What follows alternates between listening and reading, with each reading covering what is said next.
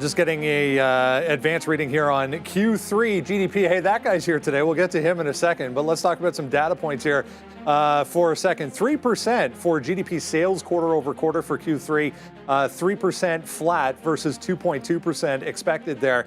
Real consumer spending quarter over quarter advanced number as well. 3.7 versus 3 on that. At 8:15, we got that ADP employment change number for October, 233,000. Much higher than expected there. 129 was the forecast. 2.8% on the GDP. Again, this is an advanced number for Q3 GDP growth rate. 2.8% versus 3.3 expected there. So lower than expected. The price index, 1.8% versus 2.5.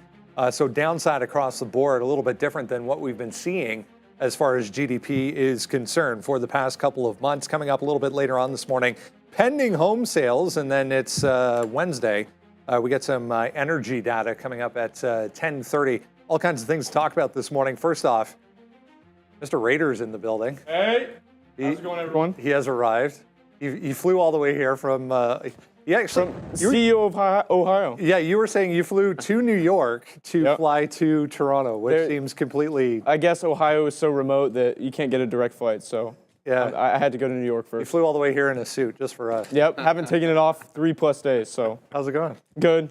Happy to be here. Yeah. I think this is long overdue, the Trader TV meetup, so perfect timing. You are probably one of the original guests that we had on this show. I do remember that. It was all the way back in COVID. It was like 2020, I think. Yeah. It's been a few years, so great to have you. We'll hang out. We'll get Andrew, opinions. Oh, you guys will hear lots of ideas and maybe a Taylor suggestion. That's pretty cool. So far, though. Good. Yeah, I was telling people last night at 1 a.m. I was eating at it was called Pizza Nova, I think. So might be the McDonald's of pizza around here, but it was the only place open. So shout out to Pizza Nova. Hey. Yeah. I mean, as I was saying, guys, lots of action this morning, lots of movement specifically. I mean, Snapchat a monster, Google to the upside as well, to the tune of about 6.5% here.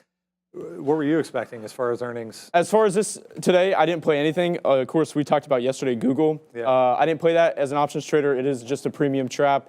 You expected, I think, 10%, and Google's down, just 2% or up 2%, one or the other, I forget, but it's barely anything above expectations. So ultimately, if you got calls, puts, you would have still lost money. Yeah, I was sitting here last night when some of these reports were coming out, and I don't know what you thought, but I mean, some of the action, initially anyways, I mean, Snapchat was the outlier, but some of the action was kind of muted. There wasn't huge, initial reactions from any of these. You didn't have any technical breaks on Google. You didn't have any technical breaks on AMD, but I was surprised with the guide on AMD just because they were so strong to project what AI GPUs would be like in the future. 500 billion, they're saying it's going to be by 2028, and yet they can't capitalize on it because the bulwark of TSMC is going to NVIDIA, and they're the ones that are creating about 66% of these advanced chips. So it's a bit of a tougher look for the AMD. Yeah, AMD downside, another one of the outliers this morning, 7.6, 7.7 here so far this morning, trying to get back to the upside.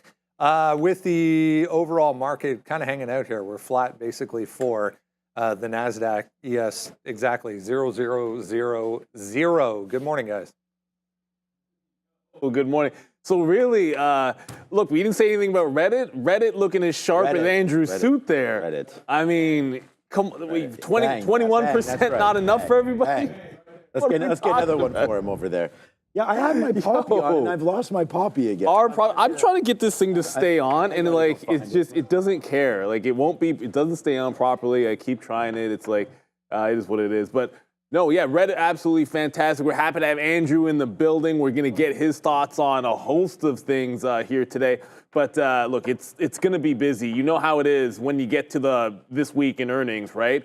You had the big two. When you had Alphabet was big, and then of course AMD to the downside. Eli Lilly's down almost double digits, or maybe by now double digits. Caterpillar had a miss. Bear to the downside. So Google just read it all the shit. Caterpillar, I didn't even. Yeah, Caterpillar down 3 points. They had a miss. So, and that's a good looking stock. There's a lot of things. There's a lot to the downside today. As much as I want to be exuberant, but we said Reddit, Snapchat. Those ones are some biggies to the upside. But Lilly, almost SSR, Eli. Oh, more than SSR. Yeah. Oh, it is now. Oh, it is. Yeah, down 12%. Eli Lilly going to the downside right now as you flush that one down the toilet. They're down now 12% as we wonder about the sales here. I mean, a big level coming up. Sharif was just mentioning technical levels. Eli Lilly back in here into this 780, looking like this could be a problem here. We'll wait to see Novo Nordisk, but I mean, again, going through the numbers is one thing. Where will the sales come from? The pricing is always going to be an issue here on how expensive some of these drugs are. European Union looking into that as well. So, just nice move back in if you're looking to pick up some Eli Lilly. But catching a falling knife has been dangerous. Breaking through the 200 period right now, down 12%. Eli Lilly, the biggest disappointing play today, I guess, if you're going to look at something that you'd be disappointed in. I think a lot of us would own Eli Lilly shares. But there's Google up 6, so up 6% here. I was nervous. We wrote this down yesterday as pretty much, the largest holding. We've talked about this in my portfolio, although I'm not sure it is now, but it's close enough. That's saved. Like, this was a nice little baseline right there in and around 160. Whoa, there's the split. Got to go back. Right there, 160. Nice move up for Google. We'll talk about this one as well, coming through into 180, 182. But we have got, Adara went and got Timbits, but Randy has healthy. Randy, how's it going? Thank you, Adara, for. Yeah, I want this plain one. These honeydew. No, honey cruller ones. Has Raider Trader had a Timbit yet? Raiders in the house. Boom. Yeah, Raider Trader Randy. You got to get in there. Randy, man. go meet this guy over there. He's the guy. He's the guy. Yeah. You can't frame what? He's the guy running for office over there on the desk. There he is. You do kind of have that politician vibe going on. Yeah. That's initial reviews of Timbits. I think the best ones are the chocolate glazed ones. Agreed. I actually agree with that. The tanner colored ones, listen, we don't discriminate, but they're not as good. They have those birthday cake ones now too. Oh no, I don't like birthday cake. Yeah, no. Is there a Dunkin' equivalent to this? A Dunkin' equivalent, no. But I will say, if you ever want the best donuts, if you go to church, sometimes the church has these like platters of donuts. Don't know where their source of donuts are, but they're always the best. That's okay. Awesome. At least in my hometown, they were like the mysteriously good donut. Okay. Yep. 9% here for Snapchat. Andrew Rader's opinion on Snapchat is high school is the cutoff. High school is the deadline for you to delete the app. If you don't, the likelihood of you getting any spouse in the future is already decreased. So, you heard it here first.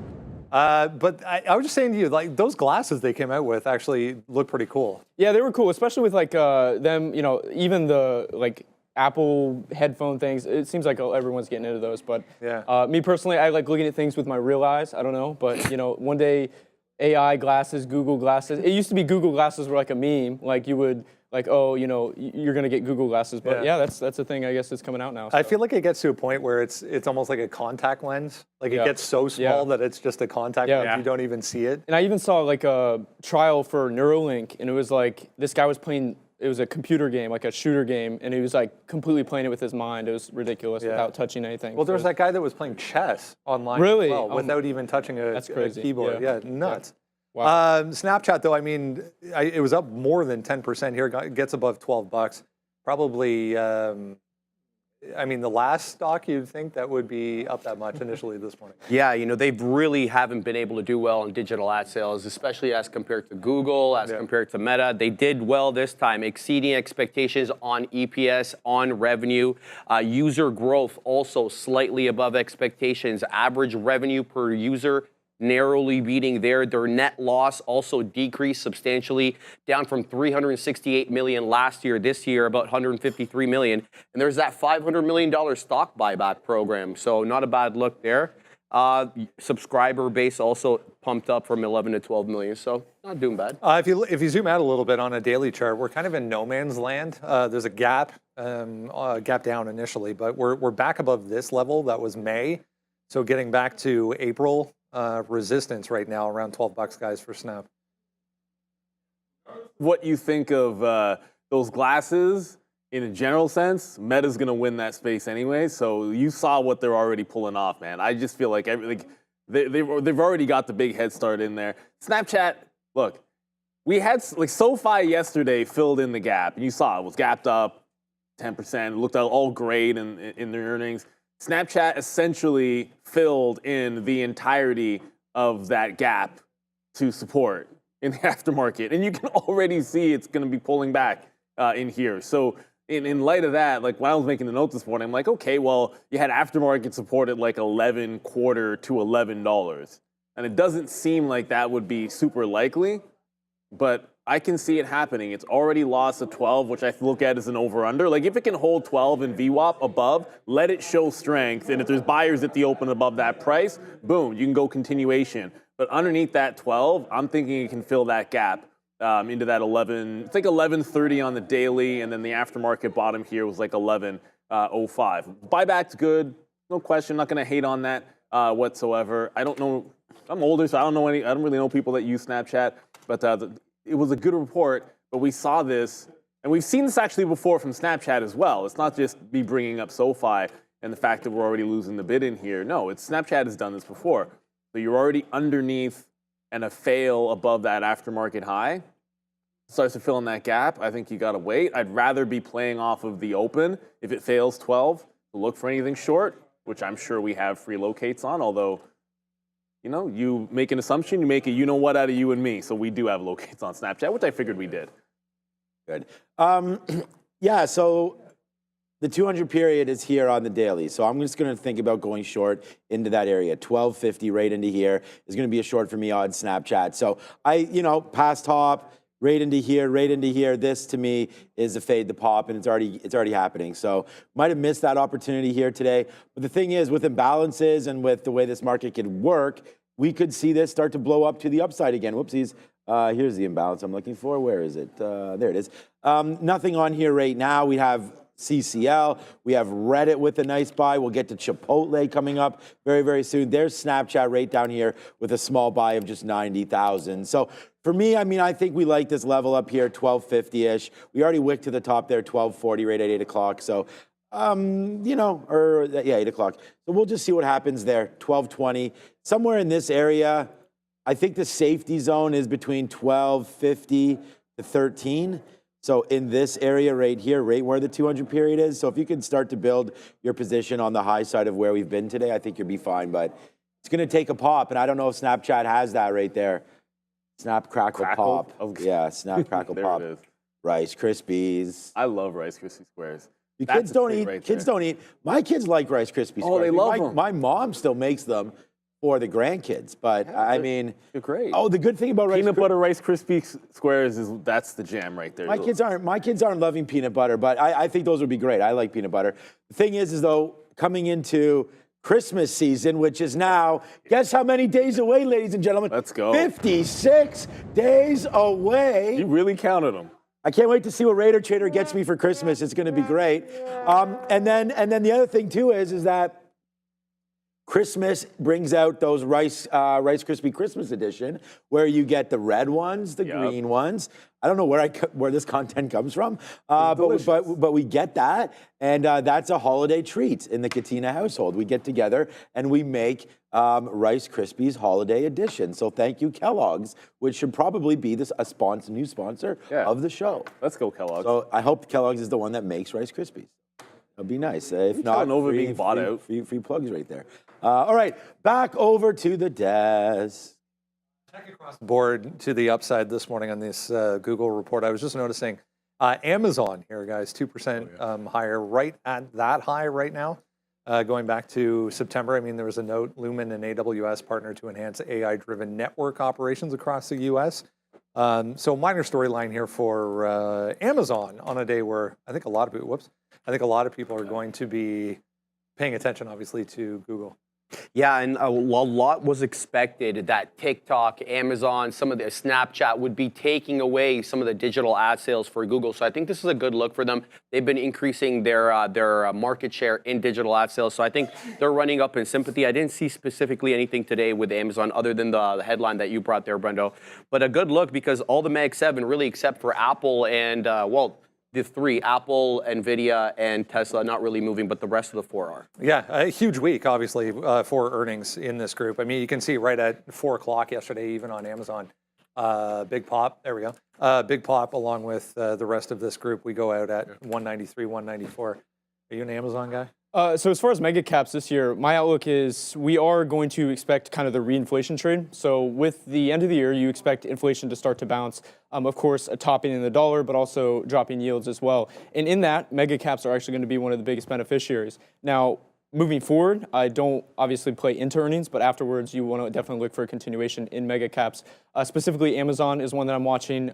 Google and Apple. Apple, I think, is due for a bounce soon too as well.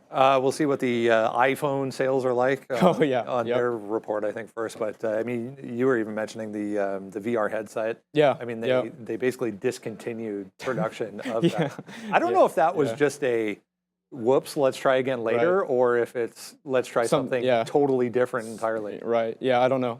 I was never, I mean, that thing is like $5,000 anyways, right? Yeah, it's crazy. Yeah. Very expensive. Thoughts here, guys? Very strong. A couple of days for Amazon. I mean, that could be a birthday present, but I mean, we'll see about. Oh, Christmas? No, Christmas, not birthday. Christmas comes first. But what's that? You already had your birthday. No one gets me anything. That's why. Yeah, that's why I'm trying to. Raider wants to buy me something immediately, is what he's saying. Thank you. Yeah, that was very nice. Very, very kind of him.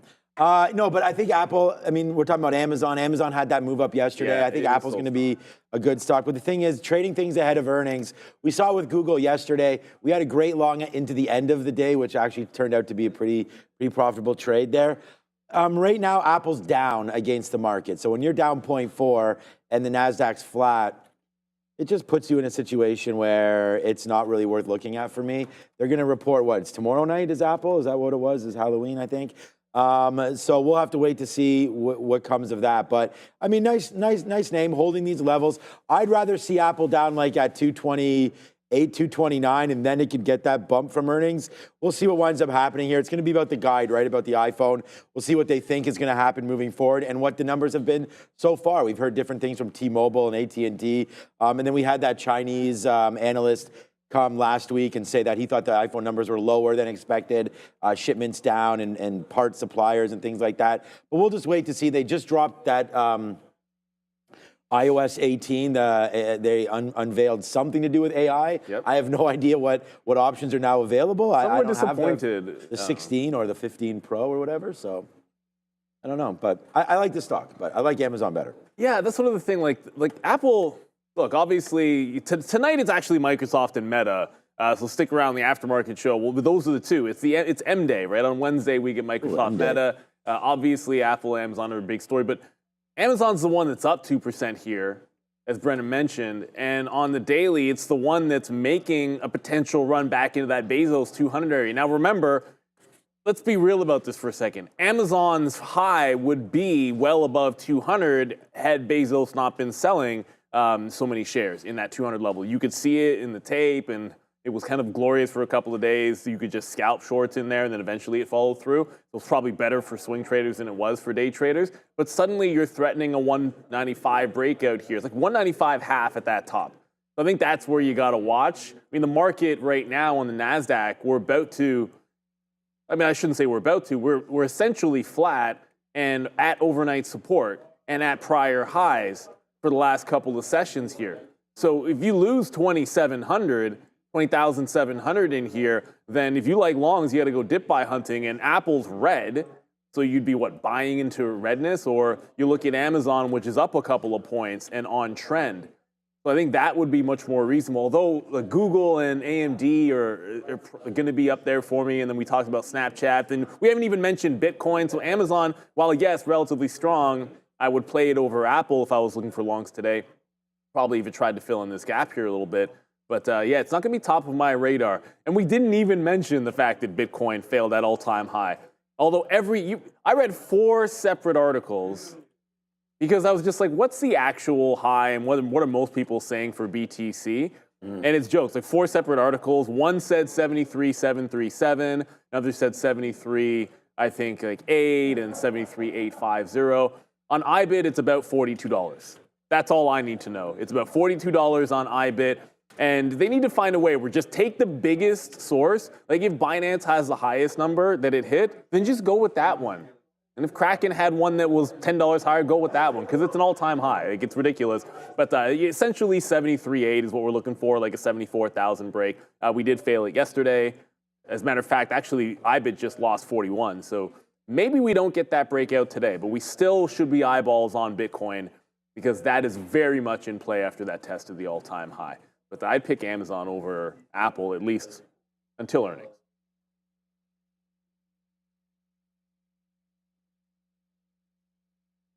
He's talking to his campaign manager right Oh. now. Yeah, that's fine. Yeah. Don't worry. No, take your time. No. Take your time.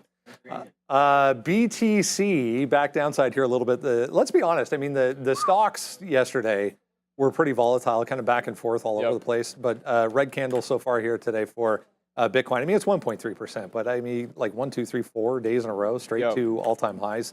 And then we get a little bit of a pullback. This is what I was talking about. What a mess yesterday for Coinbase.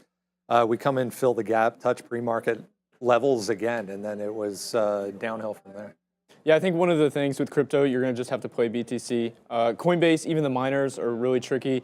Positioning into them, even I heard a discussion yesterday between Sean, Neil, all these other guys. It's like, well, it's how much you, or even Sharif, it was like how much you have on hand, you know, all this stuff can affect the miners. So ultimately, I've been playing BTC as it is, but even BTO, that's more of a direct connection to Bitcoin. But that's something, I'm playing. But today also, I'm watching banks downside. So GS, JPM, that's something I'm going to look for a flush down in today. You and I were talking a couple of days ago about the spending aspect of where this money is going to go to. It doesn't, you know, as far as the results of the election, it seems like both sides are going to spend. Yeah. And how much of that gets, you know, into gold, into things like BTC. But as we're mentioning here, 2.3% for Coinbase. I mean, you mentioned that BITO. There's IBIT as well that we look at all the time also. Down just 1% right now, but a pretty good day for this one yesterday. Yeah, it was fantastic. I mean, we always seem to get that selling at the top. Miners sell when we're near all-time highs. Long-term investors are selling when we're at all-time highs. But this is driven largely by the economic stimulus, obviously coming in from China and from these other countries, the rate cuts that we're getting, and obviously Donald Trump being ahead in the betting markets definitely helps this. So I'm seeing here, I don't know if everybody else is seeing this as well, but my platform is telling me we got to 73,807, and as I look at the all-time high, it's 73,798. And Neil and I were talking about this off camera. Every exchange seems to have its own little data point there when it comes to Bitcoin because of the decentralization. It's going to be fractionalized, like it depends on where you're looking, really. I mean, we saw 100,000 plus on the Canadian side of the board. Yeah, talk about that, yeah. Mara downside here to the tune of 2.25 as well, guys. What are we looking at as far as crypto today? Yeah, so as you're mentioning, the miners and even Coinbase, MSTO, they all dislocated a little bit later in the session from that run to that high. Now, I don't whether you broke the high or didn't. I'd say pretty much every source I saw, we didn't actually break the all-time high. So let's just go with a failed move into the high, at least temporarily. But you saw that as you were testing the high in Bitcoin. I'll just maybe do it this way so you can see. It's a 3-minute. You made that top just after 3 o'clock. Well, what you'll note at 3 o'clock, there's Coinbase was testing lows. You'd already pulled back in Coinbase. You'd already pulled back in Mara. You'd already pulled back in MSTR. Like, all of those were trending down, and now the weakness is actually getting a little bit more distinct on Mara, which was trend down and lost that 19 level. So the way I see it, if we make another run at the high and don't break it out, you now have a fail breakout, like Mara's a fail breakout over 1920. And whether or not it actually gives some kind of a trade, is it have the strength to get back to that? It'd be a head and shoulders now, I suppose. Can it get back above 19 and fail a 19 break again? Like, that's what I'd look for on Mara. If we're not going to get breakouts on IBIT, then I think going into the short on the miners makes some sense here. But it's above 19 where the money fills would be, that prior resistance. And whether you're looking at MSTR, Coin, Mara, Riot, CleanSpark, I mean, just everything connected that wasn't actual Bitcoin. Oh no. Brendan, we have some SMCI news right now. SMCI is down 20% right now. Was that Raider Trader emptying his shares up there at 49? We just saw him on the phone. There it goes, 49 down to $40. People saying there's an offering maybe on SMCI. So now down 20%. Bye-bye, SMCI. Not good here for the sector maybe. but this is very stock specific. I mean, this has been a wild, wild name. There's SMCI, what we're looking for here. This is a daily 39 we've held before, and right now we're at 39 again for SMCI. Nice downside push there. Here it is right here. Just tell me if you want me to go back to Brendo at any time. Super Microcomputers independent auditor. Independent auditor. Resigns? Ernst & Young resigns. Okay, so it's not an offering over governance and transparency concerns, shouting doubts on board's integrity. All right, not good, man. Governance and transparency concerns. Yeah, that's not good. Like Ernst & Young's job is to make money off of clients, and now they are passing off their client, which happens to be Super Micro. Like, that's a pretty huge client, I would say. So, all right, not good. There's the story right there. It looks like it's a downside move in Super Micro Computers, now down 20% and going lower. Last area of support looked to be in and around 39, but we've just broken that. So, ciao for now. Yeah. Andrew Rader is selling his shares currently. Yeah, I fat fingered. I typed in an extra 0, guys. My yeah, wow, we're still going here. 38 coming into play for SMCI, down 22 at this point. I mean, this sentence is probably bad. Integrity of the reliability of financial statements from the board. So we'll see. I don't know how this is new, though. I'm still confused. They delayed their filing since like June, and I'm like, isn't that not transparency to begin with? I mean, this is a incredibly thin stock on a good day. Right, yeah. So how much of this is just a lack of liquidity type thing? Right, exactly. So we'll keep an eye out for, I mean, there's not much detail in that. Like, that's literally anything that we see right now. But yeah, 23% now, 37 coming into play for SMCI. Yeah, and the Hindenburg hit piece started it out, Brendo, when they reported this, I believe it was about a month ago, August 27, 2024 was when it got dropped. It precipitated the Department of Justice to actually file an investigation based on the allegations made here. And yeah, the accounting firm, which is obviously hired by them to kind of navigate this, resigning, that is not a good look. I want to see how this trades after the bell. Yeah, let's get some more details maybe first and then figure out what the hell's going on here. Yeah. But, I assume that's probably him stepping down as a confirmation of that piece right there. Yeah. 38 was that last low on the daily chart, so we're through that. So long way to go here. I mean, this chart is pretty ugly to begin with, but yeah, no bounce yet, guys, for SMCI. To lose the entire year at $28 or something like that, like, yeah, right in here, like this was like $27, $28 where this started the year. It feels like it's headed for it. As we said, you're already through last line of support and then a little bit of a bounce, at least attempting right now. But yeah, confirmation of, I don't think you call it a hit piece anymore. I think obviously at this point there might be something there. When you delay those earnings, it's never a good sign. It is the volume is huge.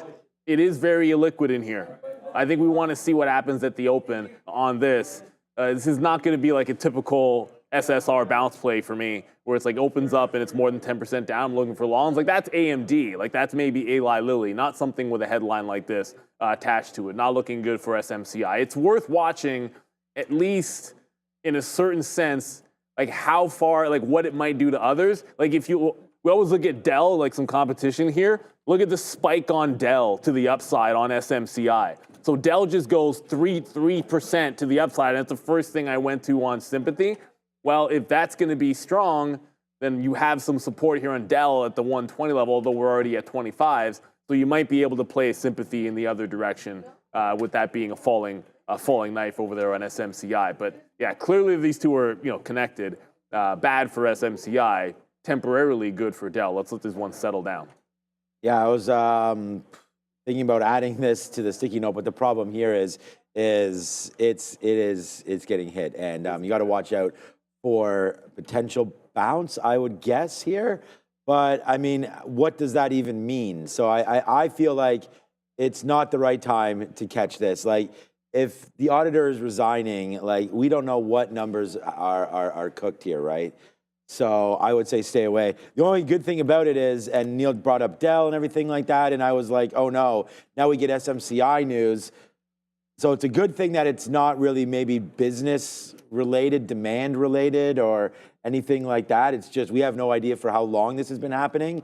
So I don't know if it's current quarter bad, if some numbers have been bad for years. But we'll wait for it, so not passing judgment. But what I'm trying to say is AMD, NVIDIA still continuing to sort of do what they wanted to do. So there's a nice drop down there into 139.50 for NVIDIA and a little bit of a recovery right now. But the NASDAQ has been dragged as well. So the NASDAQ was basically, I mean, you know, we talked about this yesterday on a wider front.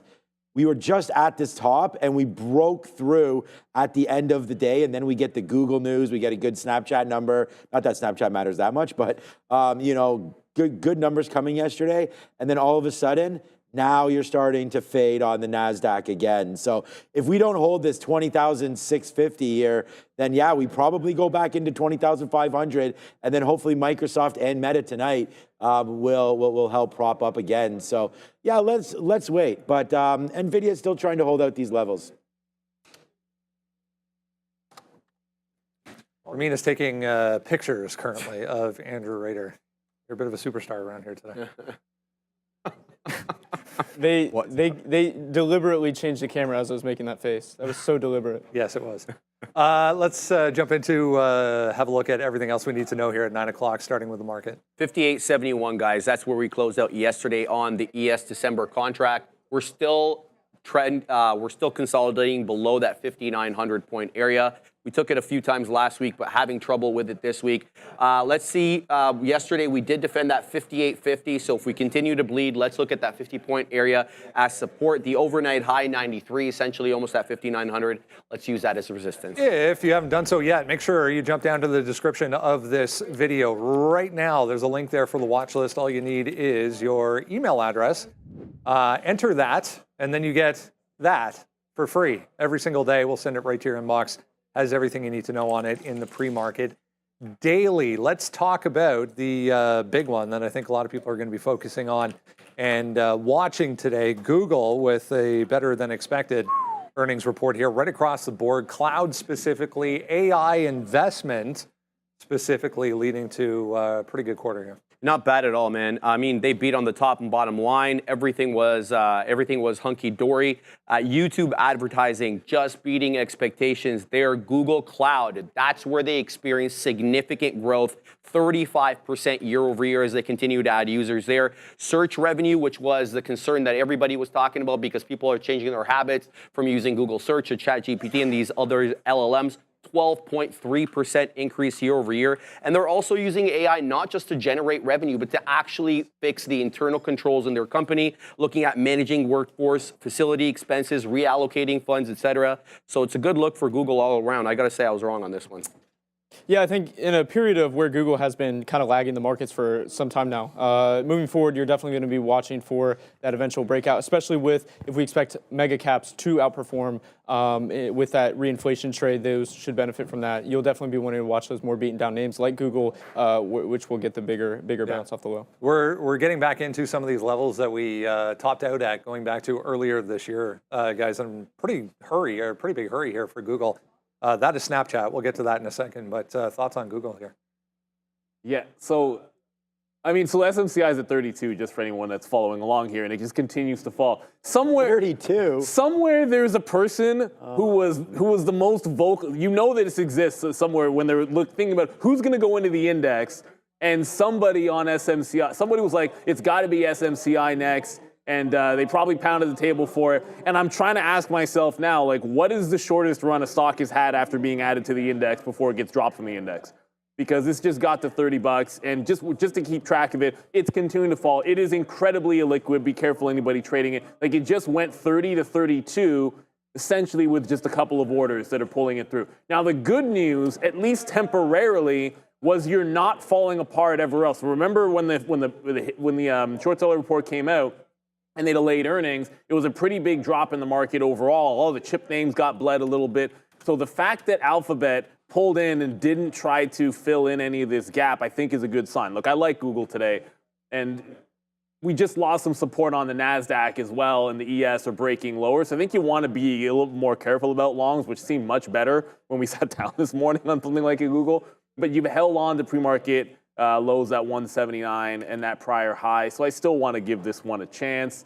I feel like I'm going to look over at Snapchat, and that short's going to be absolutely dead. But yeah, Google over it's over 179. It can still try to reaffirm that trend. I think you just have to be a little bit more careful, as obviously SMCI has spooked the market a little bit here. But hey, it was a good beat. They're pretty much at the expected move, so I'm not expecting that this is going to go. It's not going to do a Tesla move or a Netflix move or anything along those lines. But I'm still playing strength here in Alphabet, mostly because that breakout that we're all looking for, holding that 50 and 200, it's done that, and now you've got some room. Even if you have a consolidative day, you can always just play 79 into 81, 81.5, and that would be fine by me, especially if the market's going to end up weak here. Play the strong names for longs. Given that we just went red on the NASDAQ, I don't think you want to be fighting anything that's down. Yeah, there's a poll here in the chat. You guys want to talk about this real quickly here? I said earnings from Google because it is going to be the #1 name here on my sticky note and on our watch list today. Market's reaction to Reddit. I mean, Reddit has been a wicked awesome. They're with a short float as well. Tips from our guest Raider Trader. They're all waiting for that as well. Thank you, Raider, for everything so far today. Raider talked about liking the banks today to the short side, I believe. And then anything making big moves. And I want to say thank you to Randy right now for bringing forward the coffee right there. Here it is, Google. There's Randy. Hey, what's up, Randy? You can show Randy if you want. Report. There he is. Where's Randy? There he is. Hey, we knocked over our bear. Today might be a mixed day. I'm not as bullish or bearish. It's an SMCI jump. Their SMCI just retracing back up $4. Right now, yeah, down to 32. Here's SMCI. You want to see SMCI? Sure. Let's see that, SMCI. There it is. Oh, wait, right back to 32 again. Okay, so it did hit 30 and then right back there. So this is what happens when your no, it can't halt. That's the thing. This is what happens when your auditor resigns. Yikes. So not good when you're like, hey, Mr. Taxman, help me with my taxes. And they're like, nah, we'll pass on that one. And plus, you're a public company, so there might be some bigger fish to fry here. So SMCI, a recent add into the S&P 500. It is a bonfire. Yeah, get some marshmallows for that one. Wow. All right, so we wrote down here Google. What we really like to see is that long at 178. If that can come through, we'll do that. If not, we'll have to watch out for VWAP. But right now, because Google's been so hot fire this morning, we are underneath VWAP. So we have to be patient with that. And then I said, what about a 181.50? If we break that pre-market high, we like Google today. Why not? I mean, it's been performing real well on the daily chart. We talked about that. This is what made me the most nervous, was just that if we failed up here, then it gives the reason to not hold 160. And then next thing you know, you're looking for bottoms again at 150 to 155. But instead, 35% increase on cloud, increase on sales, on advertising. So conventional advertising up. No one thought that was going to happen. Plus, they have a deal with Apple, remember, for Gemini. That's going to be huge as well. That's going to bring a lot of revenue to this name, I believe, as well. So, yeah, talking up the book, but I like Google. I don't see anything wrong with this quarter. And if you do, let me know, because, the market doesn't see it either. But kind of as expected, I think the move was 3 to 4%, was it? So nice move there, up now 6. See if we get a continuation play here for Google. Well, AMD, if you're just joining, Andrew Rader's in the building. Welcome. For a couple of days, actually. So he's going to hang out with us. You guys are stuck with me till Friday. Exactly. So he'll jump on all the shows throughout the day. So if you have to skip out, go to work, come back, he'll still be here. I'm unemployed.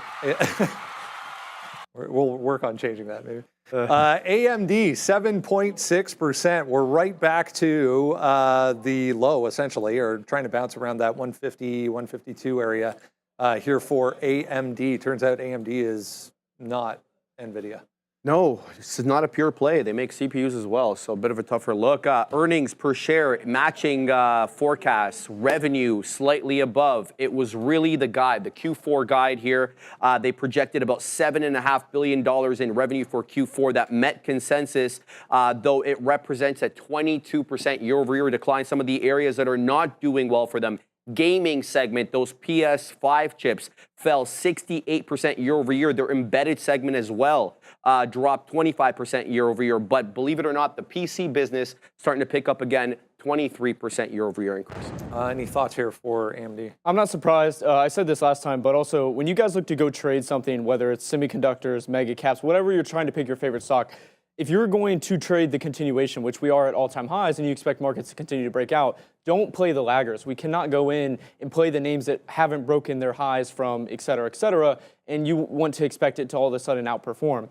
The outperformers have been things like AVGO. We even saw a news piece on it yesterday, and NVIDIA. Is it a coincidence that the two leaders are having news pieces on them? Not really. That's what you want to keep playing, the continuation and the leaders. Just real quick here on DBX, Dropbox announcing 20% workforce reduction, anticipates 63 to 68 million in cash expenditures and 47 to 52 million in severance as a result.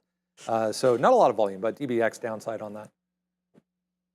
Yeah, and by the way, the workforce reduction on Visa yesterday, that low when they announced it, $10 bounce after the earnings for Visa. So sometimes you have to wait. Goes Google upside again. Yeah, I mean, now all of a sudden, I noticed something on AMD here. Like AMD, 7.5 down. I mean, Sharif already went through all the bad, and Andrew just mentioned, as we've been able to see here, it has not been participating in the same way with this rally up. And AVGO was fantastic. It broke the 180 level yesterday. That's super strong.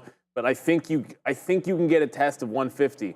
Now, what's weird about this is I would have expected maybe a little bit of a pull down when the market just gave up bid there on SMCI. But this actually held on to VWAP. My first thought was you go down 10% at 149.62, and I'd look SSR bounce because that would give you something at 149.5 and maybe back in through 150. But if we never get down there, just got to play it a different way.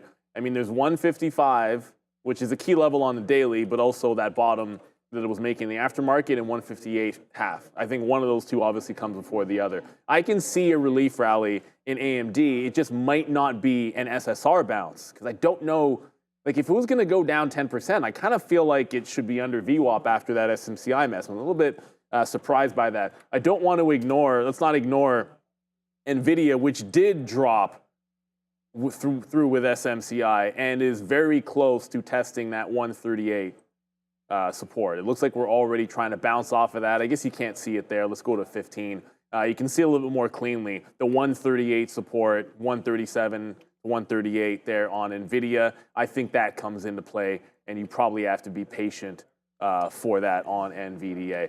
AMD, like I said, just going to have to play it by ear. I was looking for a mean reversion bounce that I thought I just figured it was going SSR almost for sure.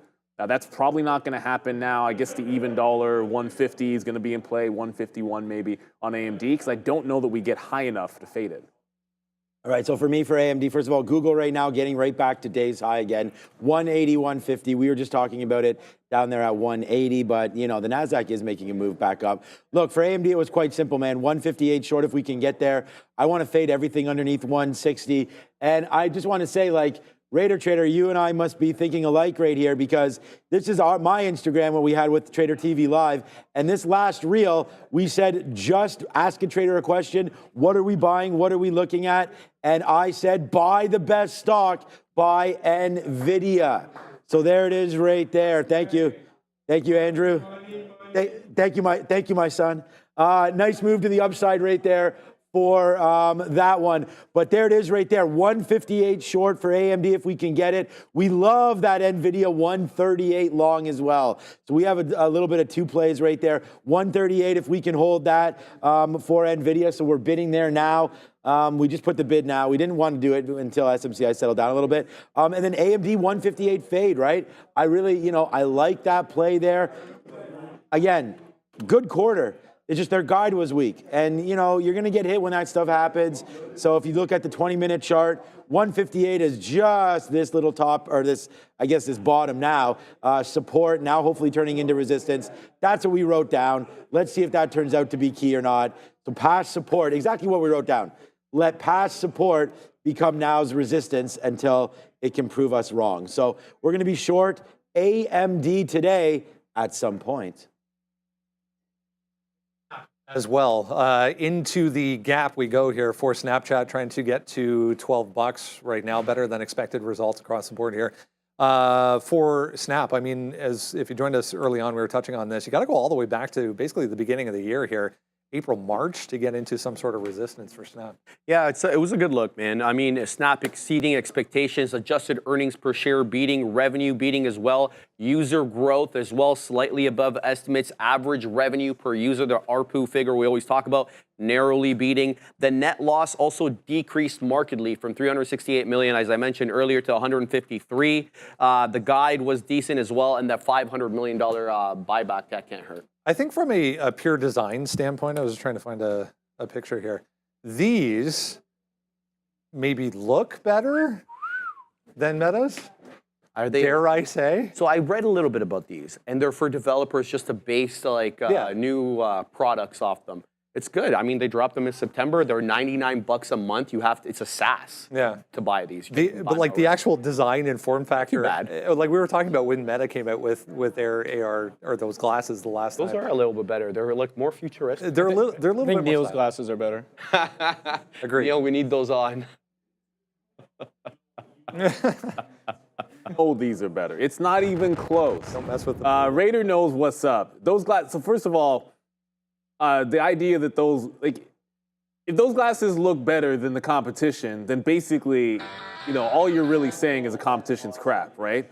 Like bad and less bad. It's not about how they look. I guess it's supposed to be about the function, but it doesn't matter because ultimately, you don't see anybody really gravitating heavily towards these products yet. And when they do, you just know that it's going to be, in the long run, the Metas and the Apples of the world that are going to win this battle, I think. But the only issue with Snapchat here is when I threw it down, it's like gapped over breakout, earnings beat.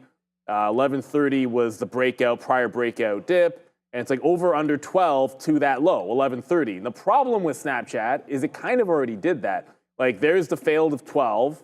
And then in pre-market, it lost 12, bounced at 1135. So it's already put this in as a range. It might still give an opportunity to fade off the 12 level at the open, but I think you got a little bit of a defined range. And where that 1130 comes from, it's just the prior high right in here, like 1125 in there. So that's more or less it. It might have already made that little bit of a dip, so we just got to wait for it to get back, maybe bounce, look for some kind of a retracement trade off at 12. I don't want this to have made the low, and all of a sudden it's screaming higher and you just stand out in front of it. I want to make sure we're getting it on a curl, consolidation, mean reversion, quality setups, but still looking for that short under 12 into 1130 on Snapchat. And I'm not saying it's not like SoFi and Snap are not the same thing, but if you looked at what happened with the exuberant SoFi, the difference, of course, SoFi reported in the morning, just because something is strong, it doesn't mean it can't fade all the way back in.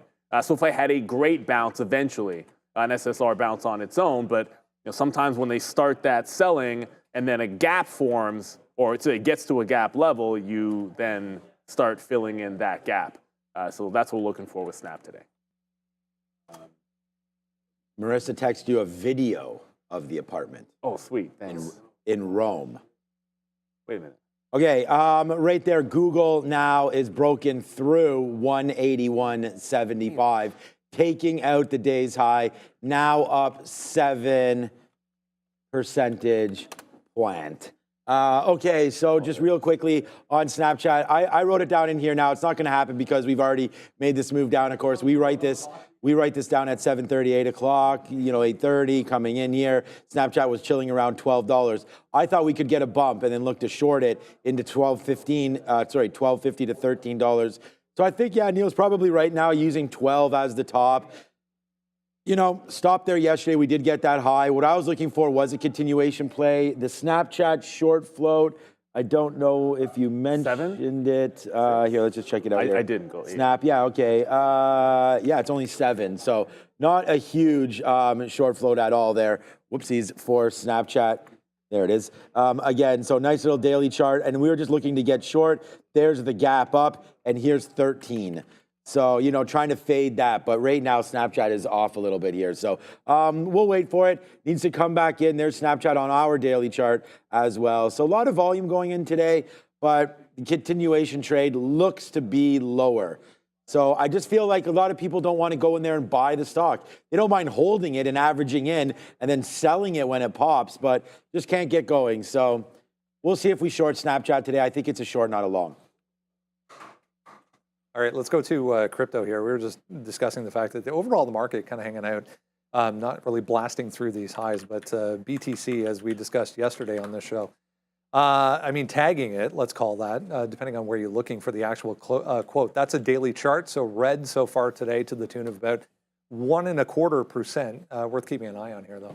75% year to date, Brendo. That's where we are in BTC. As I mentioned earlier, sometimes when we approach those highs, you get selling from long-term investors, some miners obviously looking to profit on the products or fruits of their labor.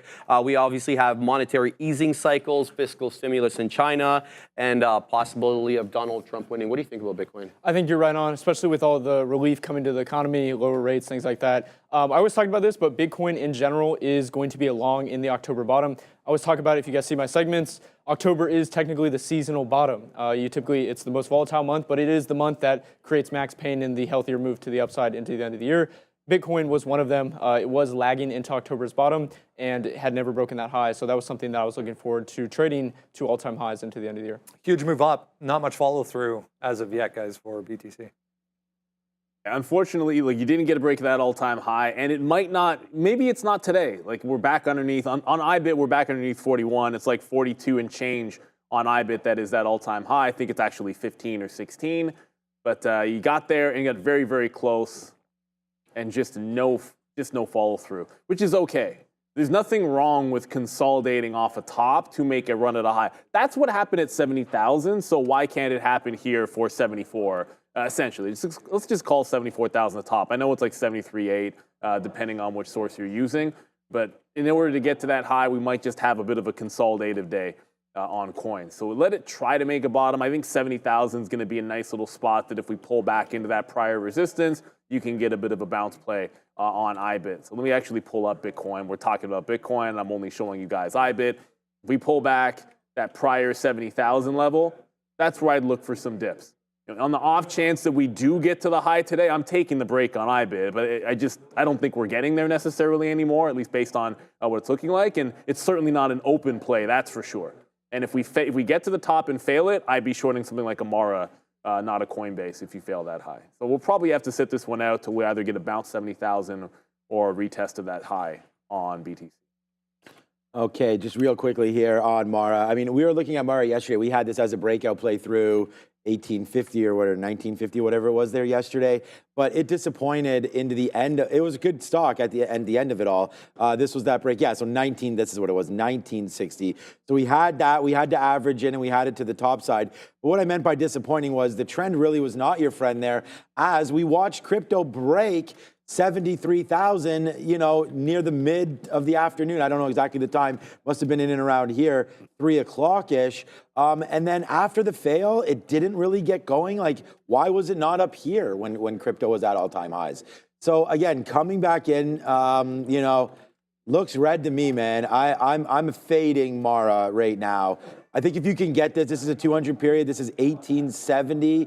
I think that's a good little spot for MARA. We also saw yesterday Coinbase make some moves downside as well near the end of the day, I felt like. Yeah, so, and then closing rate again on some support from yesterday and now breaking lower. So I would use some of these levels to get short.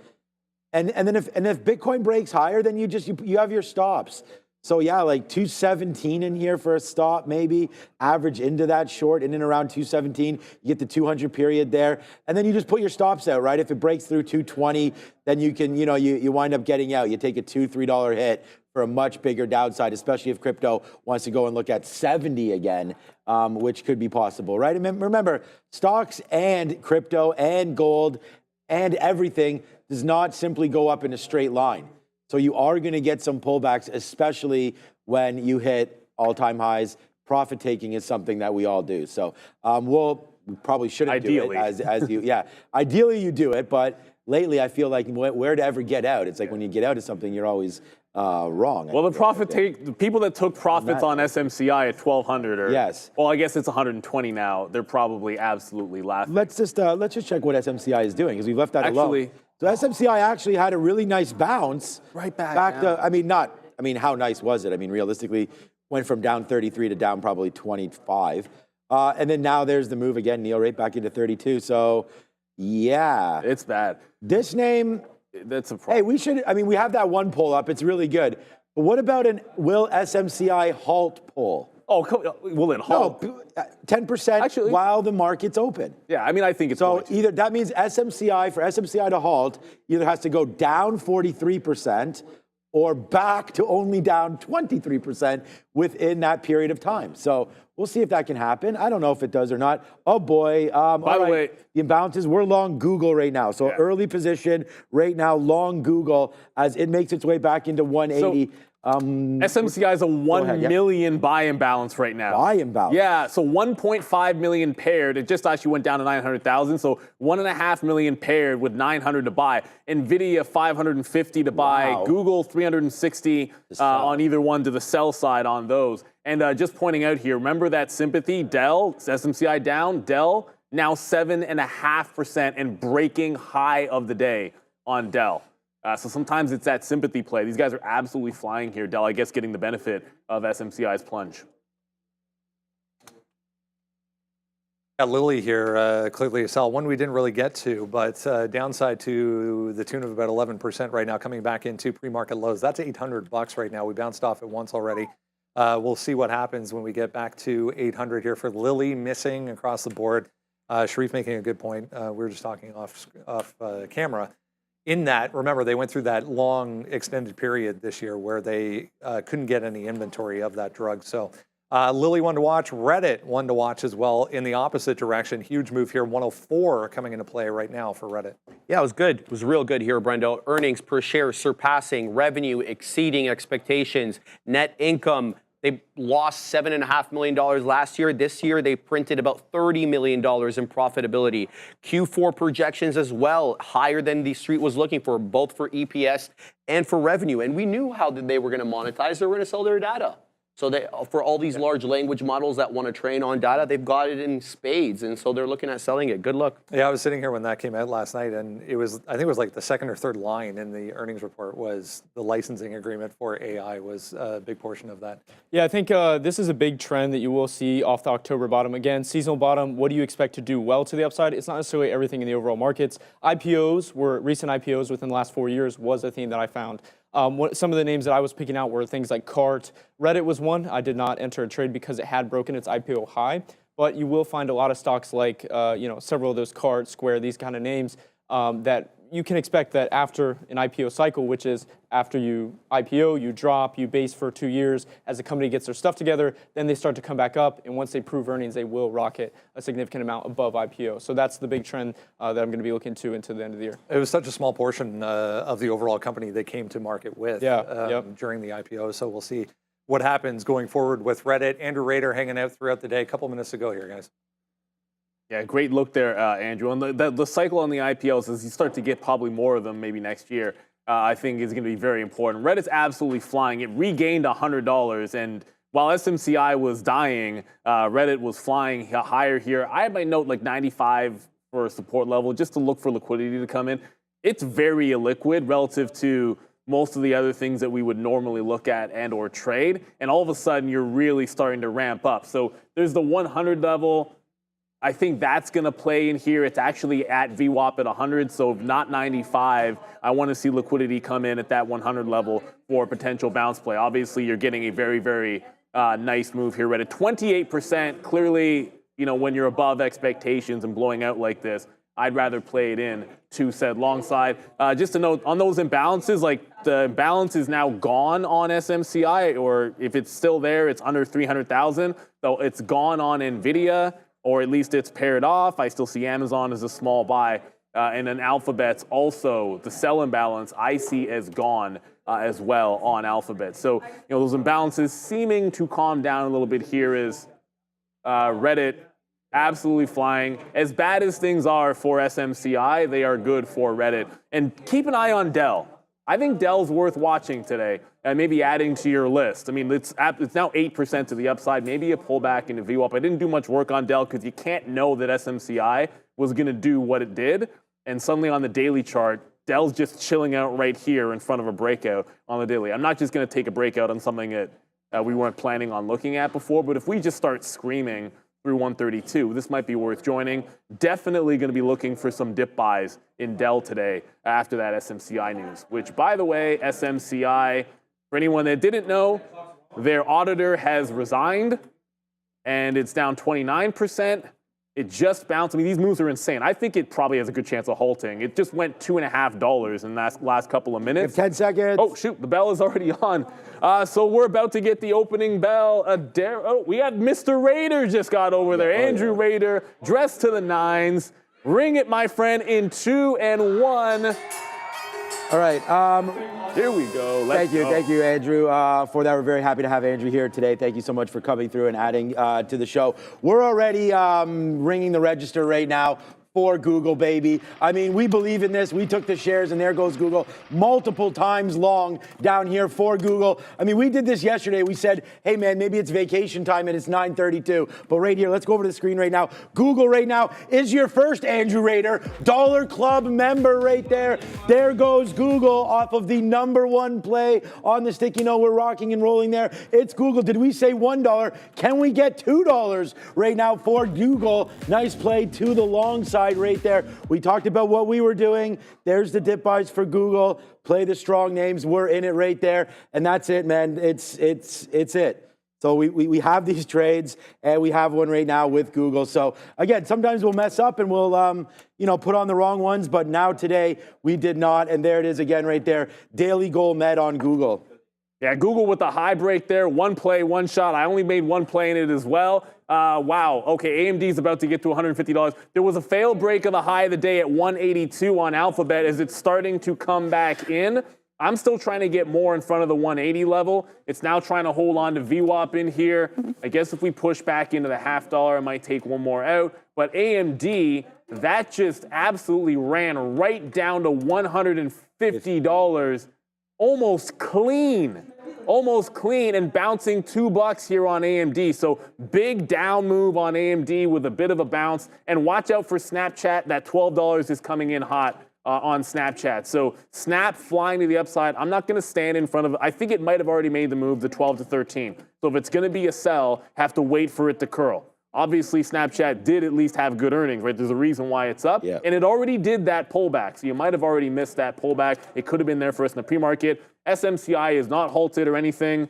It's actually oddly relatively calm, to be honest with you, at the open here on SMCI. Just hanging around that $35 level. Let it make the next move, I think. Oh my God, another dollar right now on AMD this time? Boy, oh boy, there's the trade one more time right there. Neil, we are on one again right now. Wow, another $1.30 now in the money as we short that pop here. Okay, so far so good here today, man. I mean, no, I can't. Warren, I cannot.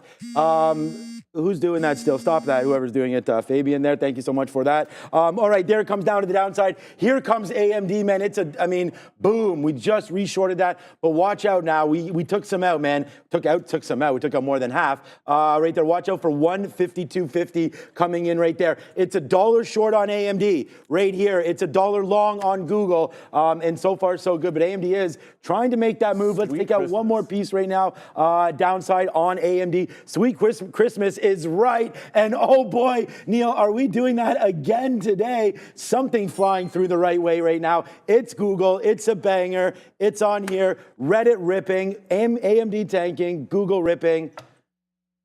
Holy yeah, Reddit went 38% to the upside. Yeah, so that just went $8 back and forth there. We're about to get Snapchat. It is what it is. You try to be patient with it and follow your plan of action. And sometimes you're a little bit too patient. We just got right to that $12 level. Come on, New York. Right to that $12 level and a little bit of a curl there on Snapchat. 95s, they just pull back into 65. Let's see it work its way for a little bit of a patient play in Snapchat. Don't want to get in the front of it the wrong way. We did take more out of Alphabet as Google just tagged that $0.50 again and another pullback. So it looks like Alphabet is going to make another run at that 180 level.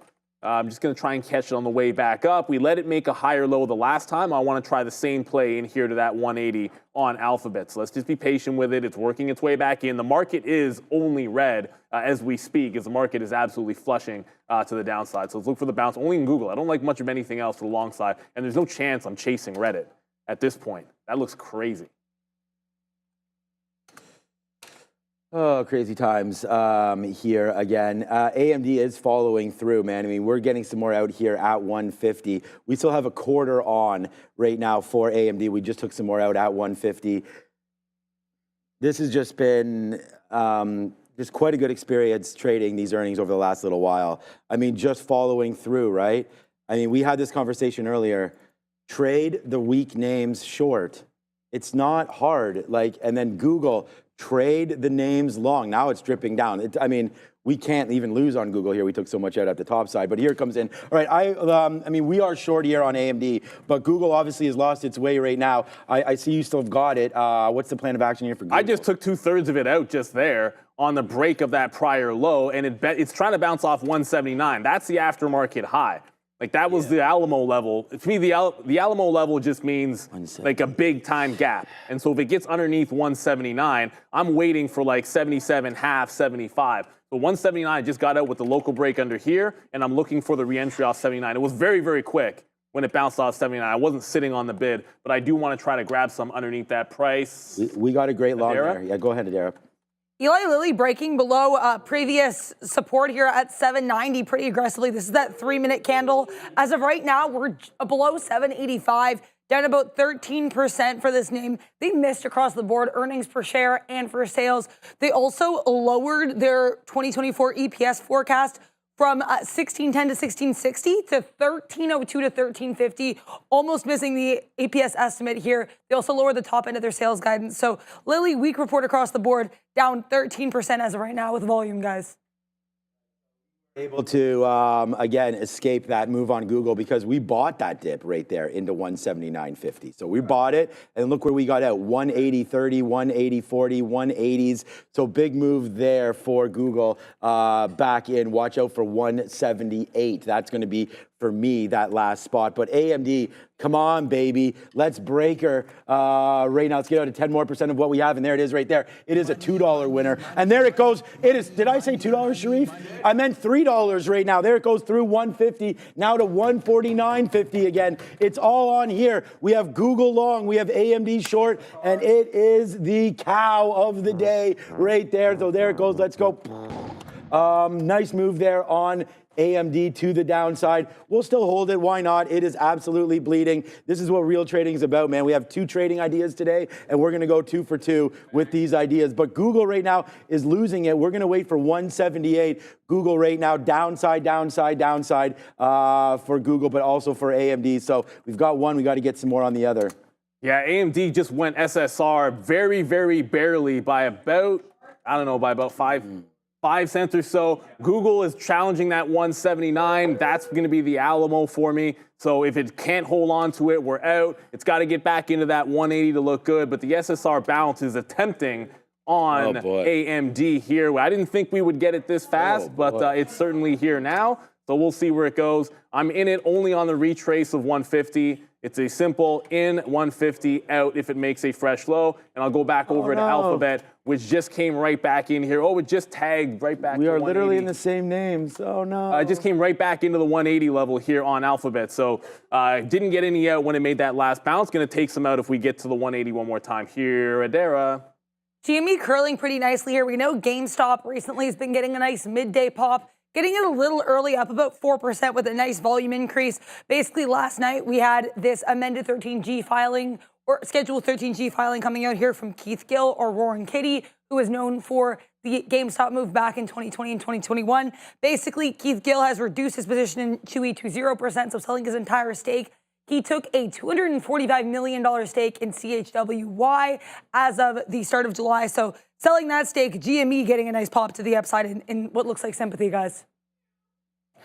Obviously, Google there. I see you're out of that one. We're going to wait 179's gone. Yeah, so we're going to wait for 178 right now, the sticky note level, but it is falling back in right now. Give it a little bit of room, but there's a little bit of a dip by into 178.30. So Google, this trade will turn red, it looks like, right now, but AMD is working for us. AMD's $2 in the money. I mean, on a move, that's going to be moving 10% plus today. You want to expect big moves, so we're doing that right now with AMD and taking it, man. $2 $1.22 right now to the downside for AMD as we watch to see what Google wants to do here at 178. So quick change in stop. We just got back to the $0.50 on AMD, and that's as far as it went. You have a bottoming tail candle underneath there. It was an SSR bounce. If it doesn't work right away, then I'm tightening the stop. You're not giving it to the low if the initial move isn't a pop. The initial move, it does not reverse the trend. So I'm still in it, and I still have half on. But if it doesn't break now, the stop is underneath the 90 level. So I would have given it to the low before, but just a change in plan because of the heavy selling in there. And as mentioned, Google absolutely lost it. I'll go red on it. The first bounce good. Second two bounces not so good on Alphabet. SMCI, die is the wrong word to say. No, SMCI on the lows. There is no halt fest or anything like that, but it is still gliding lower. And remember we said let's have a look at Dell? Yeah, Dell selling as well. So Dell absolutely selling off. There wasn't any buyers at VWAP in there, so hands off of Dell here. I thought maybe you'd get a VWAP bounce on this thing after the strength it was showing on SMCI. Thankfully, we didn't just stand in front of Snapchat. It broke through 12, got to 12.15. It's doing a little bit of a curl now, so looking for that other side of the trade here on Snapchat, catching it on the other end. It's made a 12.15 high.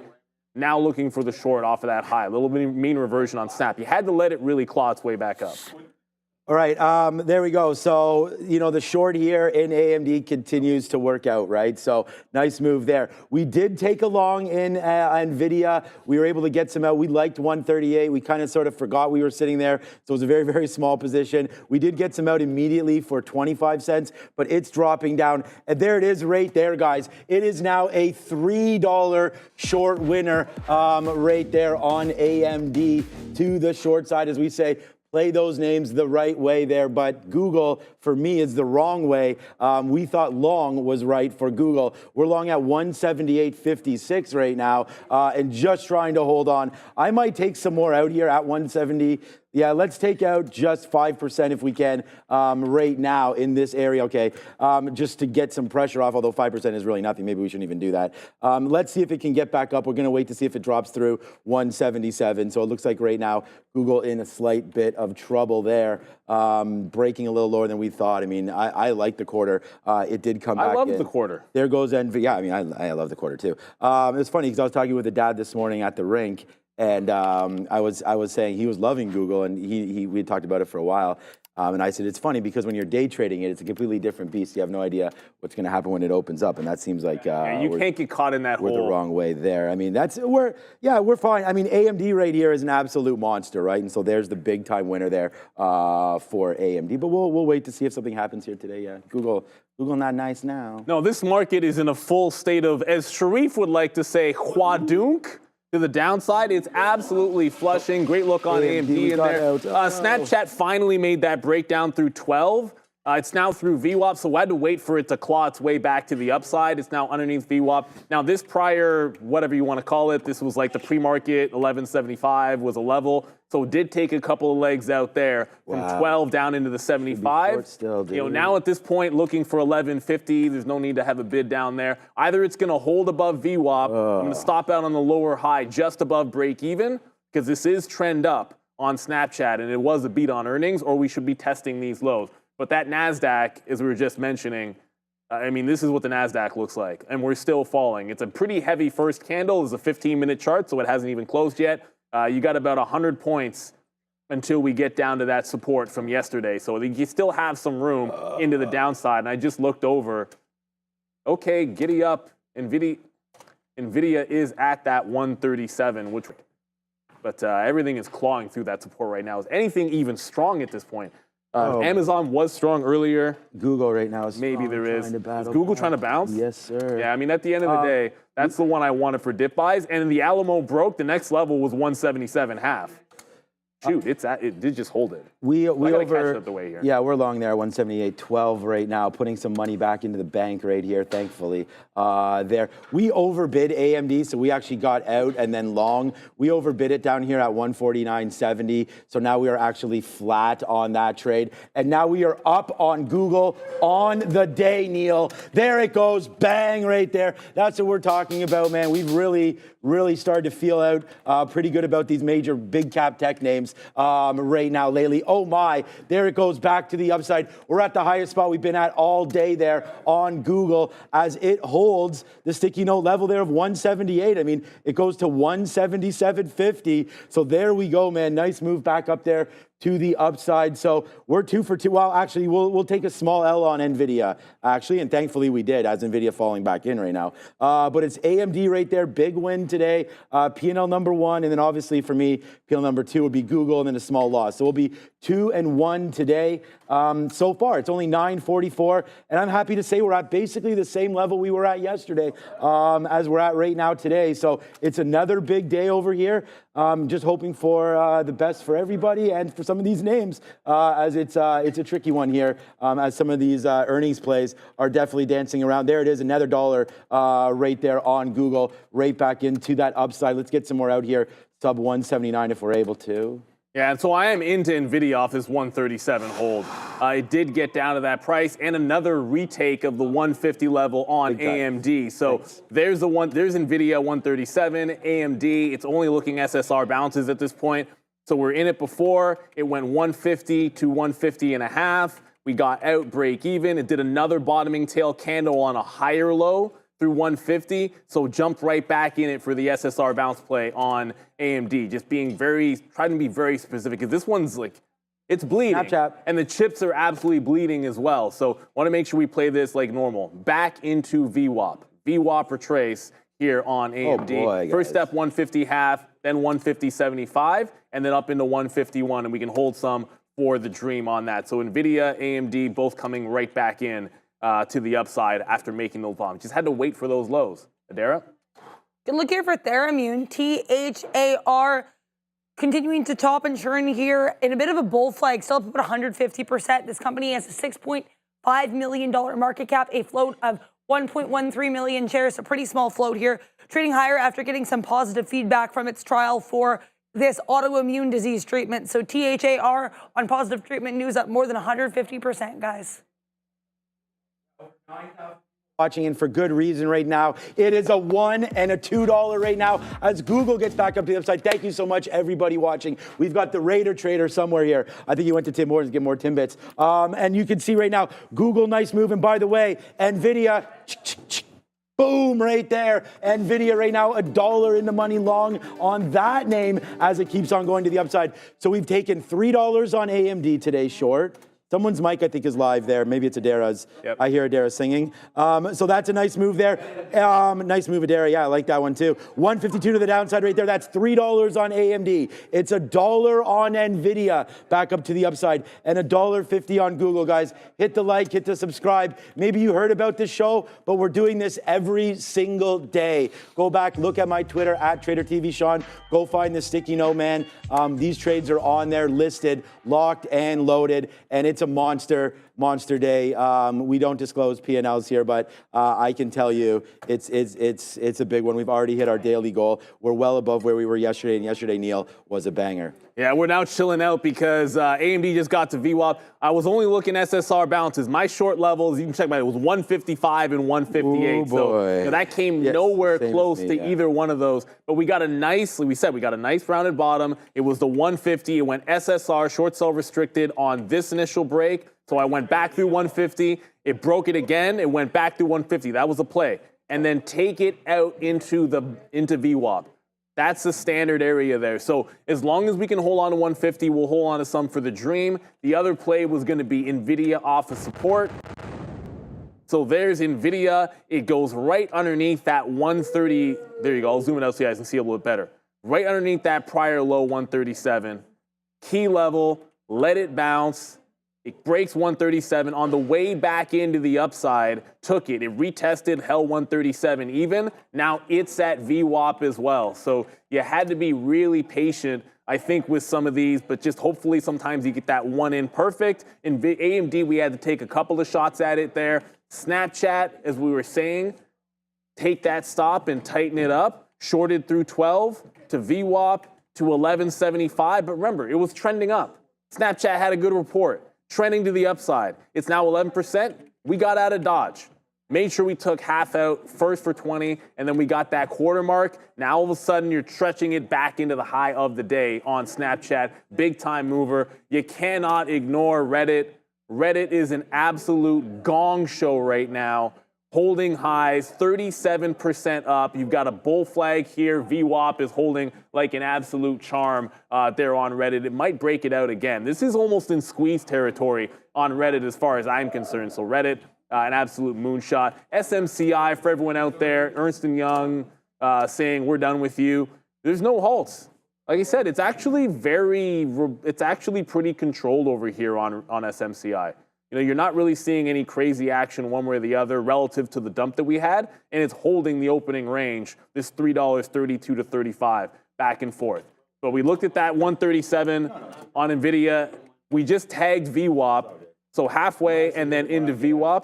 It's like, it's still underneath that pre-market low. You need to hold above VWAP. I'll feel way better about the longs if we can start holding above VWAP on a couple of those chip names. And I'm going to have SMCI up. I don't want to see, if I watch SMCI dump and these things start to curl, then I feel like you missed an opportunity to get out. I haven't really checked in on Bitcoin, but next target is going to be the actual opening range bottom here on AMD, the 152.5. You know, the SSR bounce is a gimmick play. Am I on mute or what? I just want to get a T right there. Thank you, Fabian. All right, $1.50 there on NVIDIA. Hot right there. All right, Google now is $2 in. I mean, it's not, you know, all I can do is really talk about the trades that I'm in, right? And I mean, and this one right here, if we're gonna be real about things, and where the you know the real trades are for me today.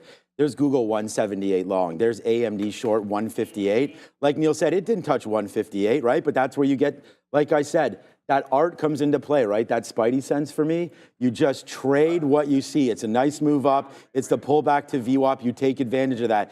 Like AMD is going to be P&L number one, while Google might be actually by the time we're done with this. But AMD will be, and it's just that early push right down into these levels. It's funny that we said we overfilled, double overfilled down there, which we did. Looks like we should have wound up holding that one. But yeah, that play, making some cash there on that initial short. I'm going to I don't have any other stops right now, pretty much anywhere. This has been a good short here for Google, so we'll wait to see if that one's long story for Google, yeah. Yeah, thanks for correcting that one. Long there for Google, but it wasn't, I think what I was thinking about there was actually like a little bit of a Freudian slip. It was a really good short early there for Google, but you had to be patient with it. So that was the problem for me. And again, we can show 178 on the sticky note as much as possible, but this is where we started to dig into it, right? So that's why we could turn around and be well up on Google, like well up on Google today, even though we're getting out here midway through the move.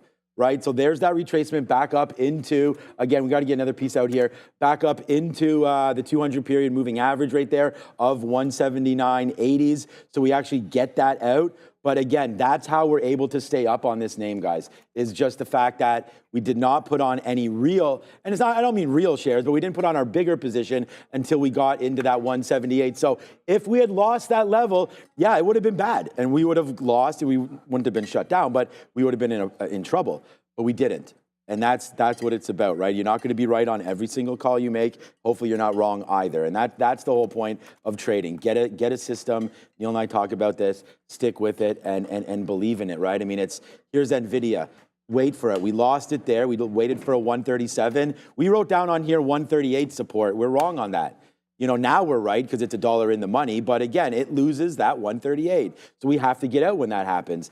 For me, it's pretty simple. I think that we can all agree here. Without stop orders, I mean, Neil and I, we wouldn't be able to do this job, let alone trade. Yeah, and I think what I'm, again, following rules. Now, you would have seen this with, it was SoFi. It seems like a year ago, but it was literally yesterday on SoFi. Yeah. When SoFi made an SSR bounce, when it failed VWAP, that was me getting out. Like, the play is trend down, get to short sell restricted, play the long through the even dollar, get out into VWAP, and if it fails VWAP, jump out. I don't mind holding on to NVIDIA because I feel like NVIDIA is a different beast today. if NVIDIA wants to be down today, NVIDIA is not AMD. AMD is not NVIDIA. That's why AMD is down 9%. So I'm out of AMD, but I think NVIDIA can do a little bit more. It's consolidating off of VWAP. It's going to go to the 15-minute here so you guys can see that nice little bounce that we had off support.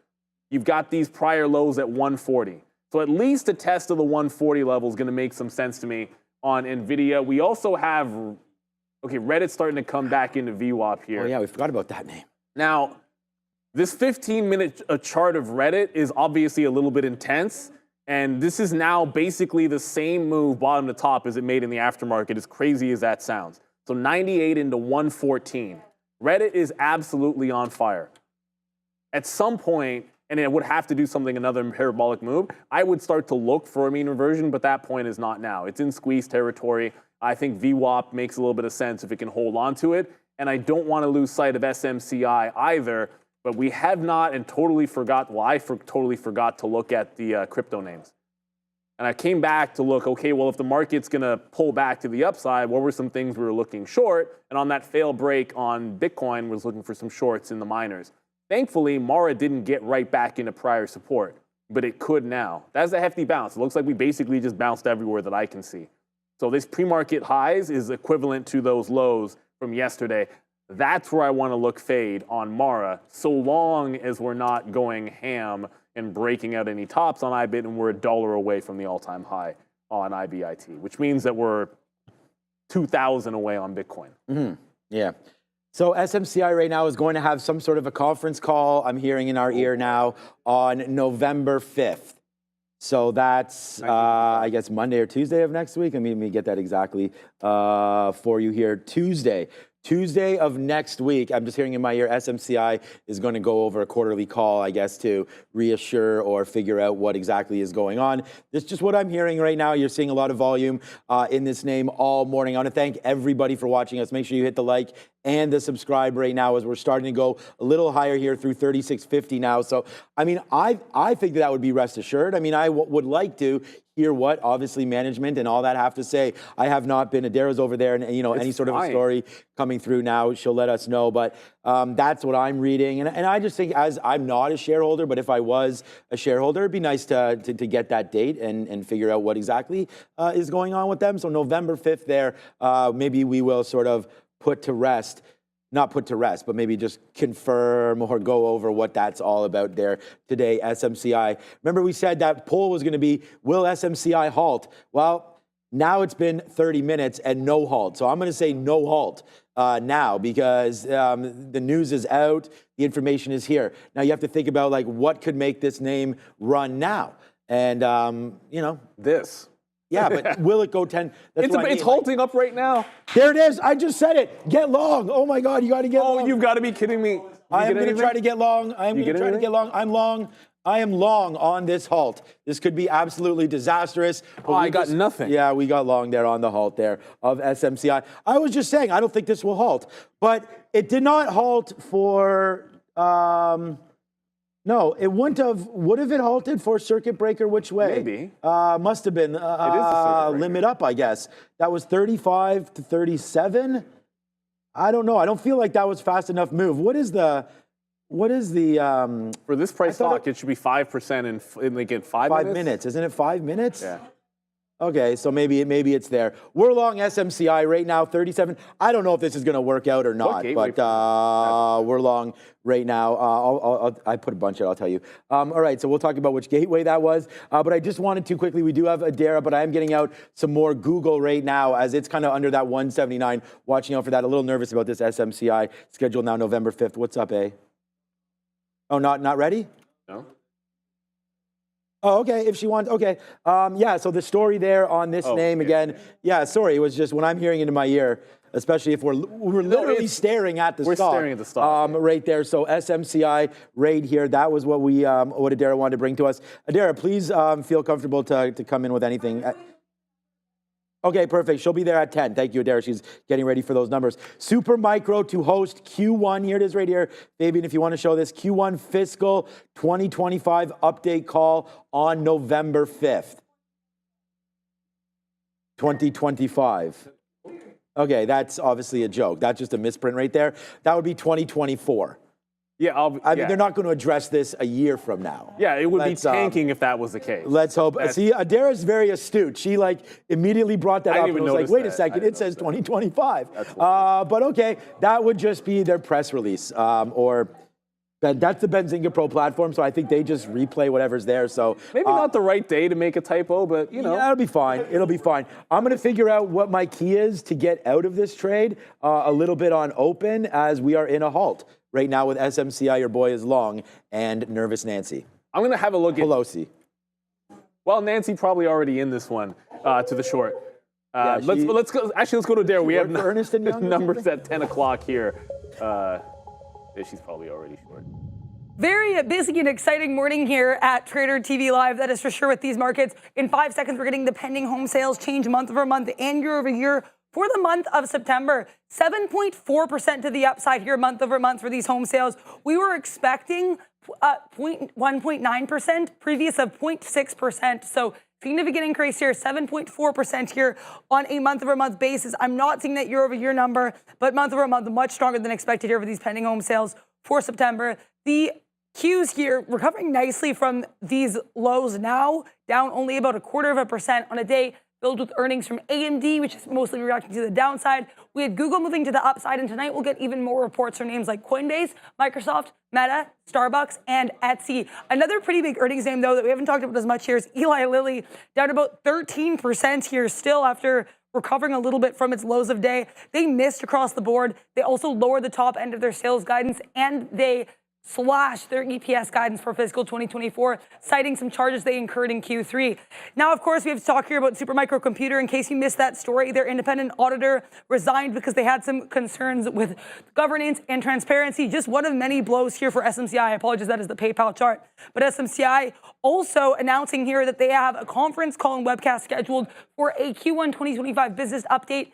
They say November 5th, 2025. Tuesday, November 5th, is in 2024 would be a Tuesday, so looks like that might have been a typo here, but we'll keep you posted. SMCI, bit of a snafu here, even with the reporting of their call, guys. So I don't even have a market key set up.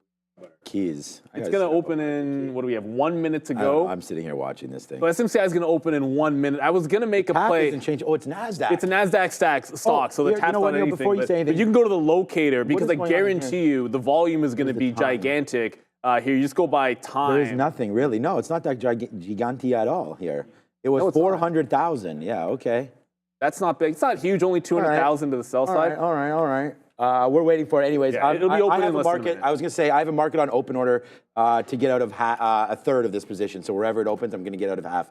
Anyways, go ahead, Neil. I think there's another minute left here. Yeah, with just about a minute to go here. I had Dell up, but I'm going to wait until after the open. Had there been an obvious play on Dell, I think I might have made it, but let's wait till this thing opens up. You have VWAP at 35. The whole price is 30. I mean, given it's 37.5, there's no real key levels except for the even dollar. So there's the open. It just held 37.5 instantly. Yep. That whole price. We're out of half. How could it possibly have, what? Oh, that was just weird. I just saw like a...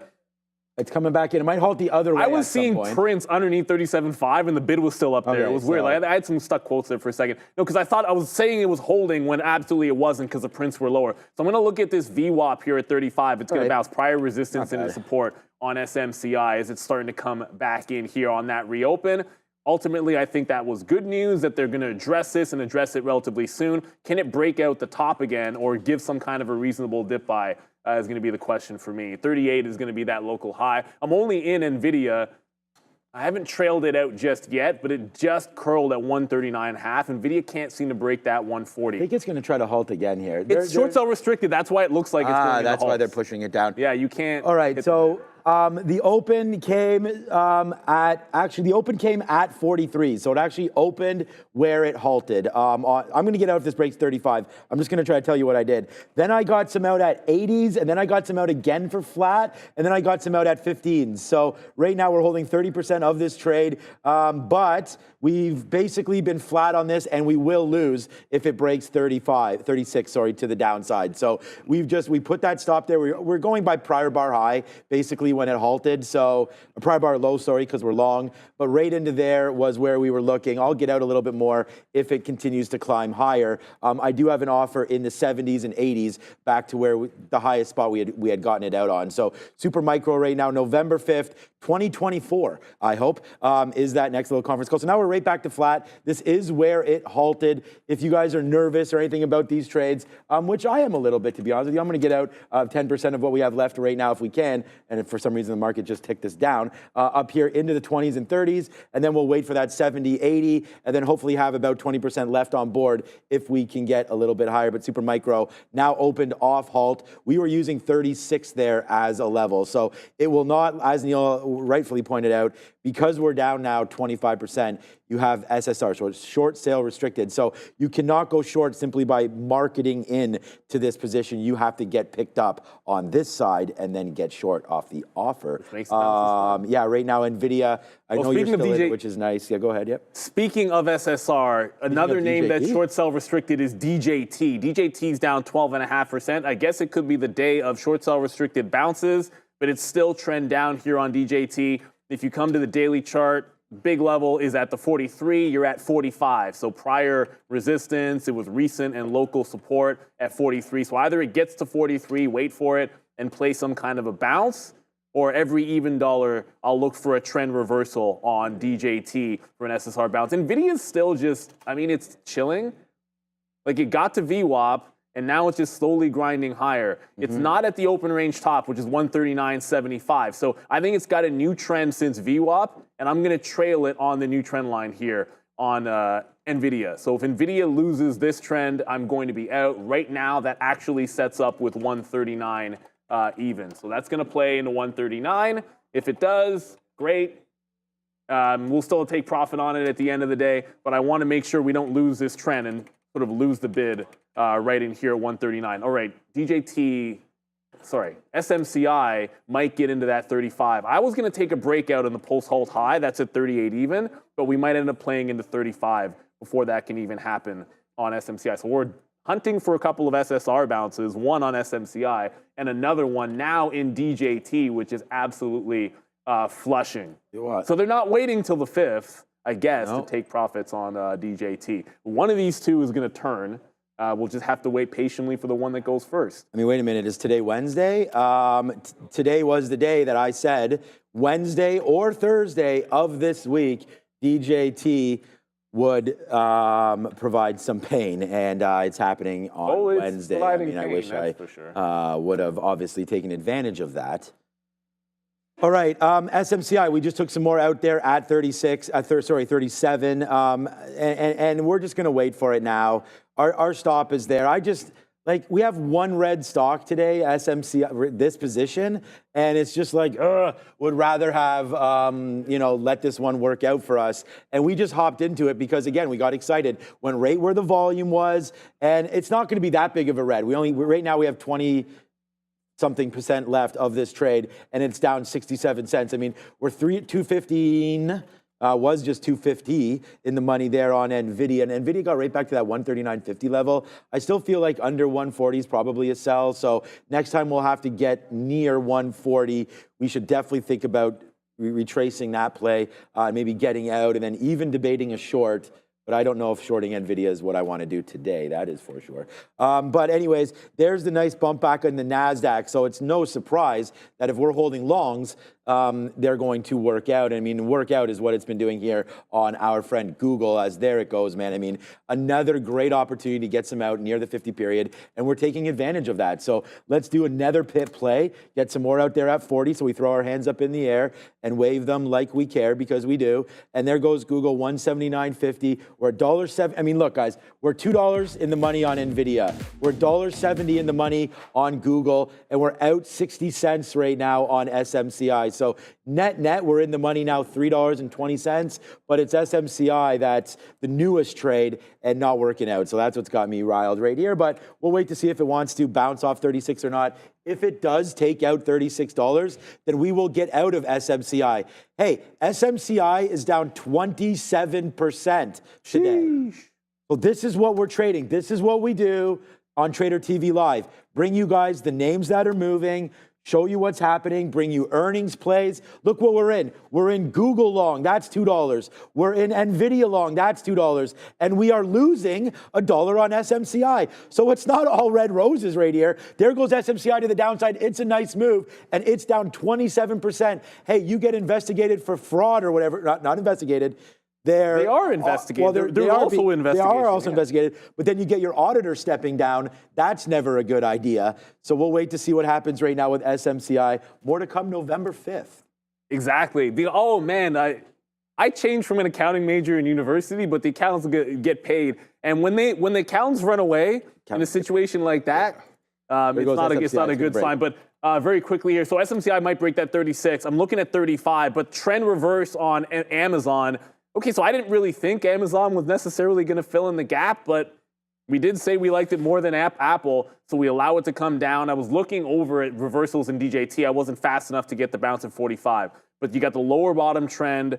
Again, if you've seen the show, this is an entry I'm really starting to like. If I like it, dip buy. Let it do a rounded bottom. Let it hold and break this recent trend line, and then play it back into VWAP. So it's like a VWAP retracement. It just got to the $0.50.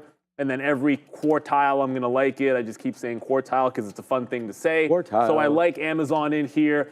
DJT, while DJT might be bouncing, it was brought to my attention that Funware, for reasons unknown, was trending up, which I can't really make 2 cents of. So Funware was going up while DJT was going down. Funware has now dropped almost $1 off of those highs. So Funware going up already, but the only new position for me is Amazon. And I guess SMCI doesn't want to get to 35. So we got stopped out and back in. That was dirty. It just held 36. Maybe yeah, 36 it broke 36. We actually got a good fill, which is why I was like, okay, we actually got a pretty decent fill on the downside there. We got 87s, which, for me, where it was looking was not great. It broke and then right back up. So then we took some 12s again. So what we're doing is little by little trying to make this back, but we will still be down here on there we go. Sorry, I was on the wrong stock. On SMCI. So whoop. There's the break right there. It's hard to see, but we bought it back when it held. So now we'll wait to see if it's going upside or not. I don't know. Not happy with that. We probably should not have got so excited and jumped into it and just stuck with what we were doing. So we'll give back about 20% of our day there. Well, not anymore, as SMCI is Rip City right now. Yes, sir. Right back up into these levels again, into 36. And we just got some out there, actually. Our best out there was 66s right there on SMCI. So we actually made a little bit back there, so I don't feel as bad before. But it's Google right now. That's $2. It's NVIDIA. That's $2. They're both really rocking. We just got out more Google right there. Look, we liked it at 178, so it should be the biggest trade along with this AMD trade. So AMD and Google right now holding fort for me today. Make sure you do hit that like and subscribe regardless of what you think of this ridiculous SMCI trade, as it is falling back in a little bit. So congratulations anybody that was like, yeah, man, maybe this is bad news, because you're right. Fading this all morning has been, there it goes. So we just got out again on another break. So we'll wind up net down there on SMCI, and fine with it. Would have rather not given that back.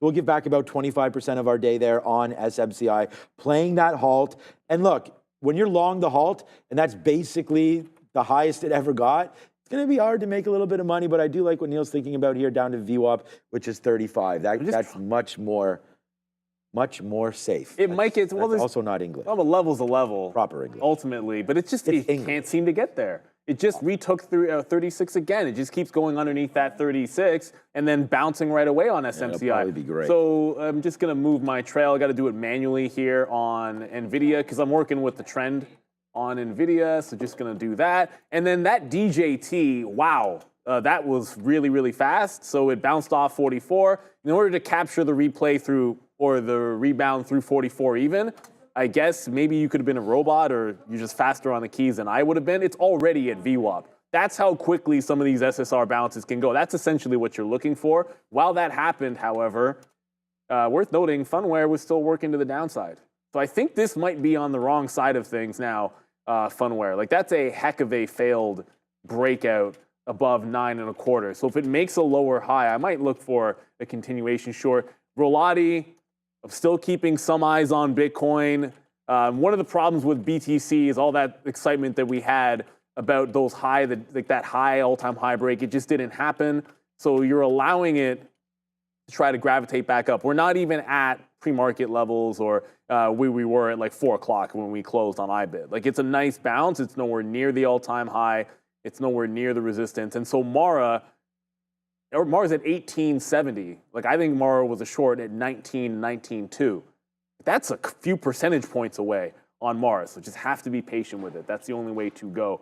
All right, SMCI looks like it wants to test into VWAP now. So that VWAP test is incoming. It'll pick up a bit every now and then, but it is absolutely now trend down on SMCI. Yeah. So got to see it make some kind of a curl or something that I'm going to like for the long instead of just trying to catch a falling knife in here on SMCI. But it is getting close to VWAP. I feel like that's going to be the next trade here. I know we've been ignoring Reddit. It's not entirely intentional, but there's no way to... Did we forget it? Is that we forgot it. Okay. That's a good one. I actually like that. Yeah. I mean, no, it's not that good. It's just that you said, why are we not looking at it? I forgot it. And then it was just I forgot all about it. Okay. You just can't know that SMCI was going to do what it did. Like, the news hit on SMCI. I got a level 2 dedicated to it because you're not going to see volatility like this very often and want to hit it that one time, and you'll be able to get a really good move. Now, Reddit's still holding trend. It's really calmed down here. VWAP looks fantastic if you've been playing off of that.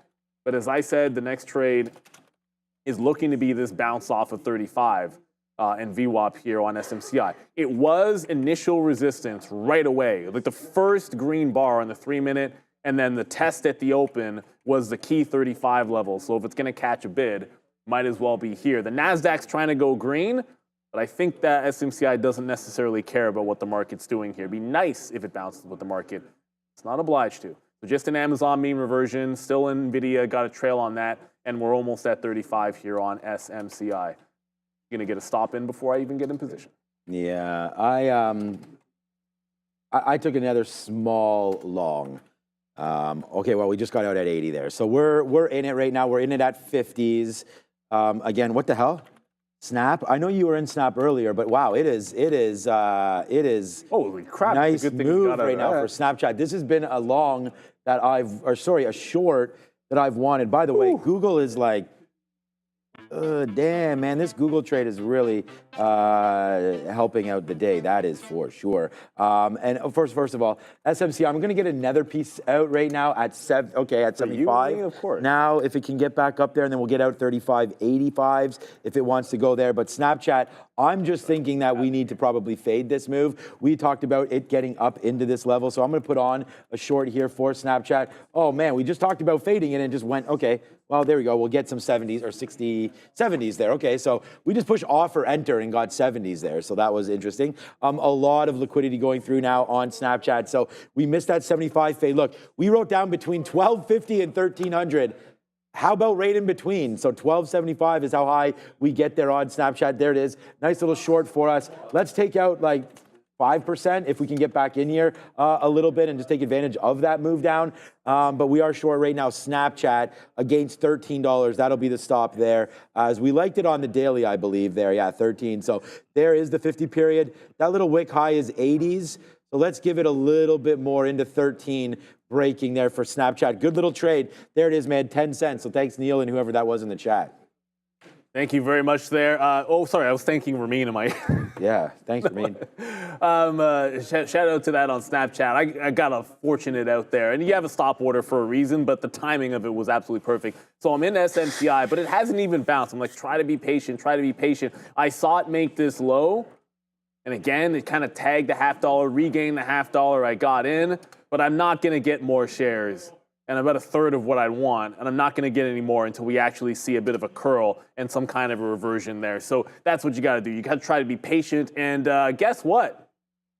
If you're trying to be an active and professional trader, then here's an opportunity for you, because Trade the Pool allows traders like you to get evaluated and trade real shares using the company's capital, with no PDT rule holding you back. That's a real edge in trading. Here's the exciting part. Trade the Pool has just launched a limited edition program for stock traders. For a one-time fee of just $97, you'll receive $20,000 in buying power. All you need to do is reach the profit goal. Best part?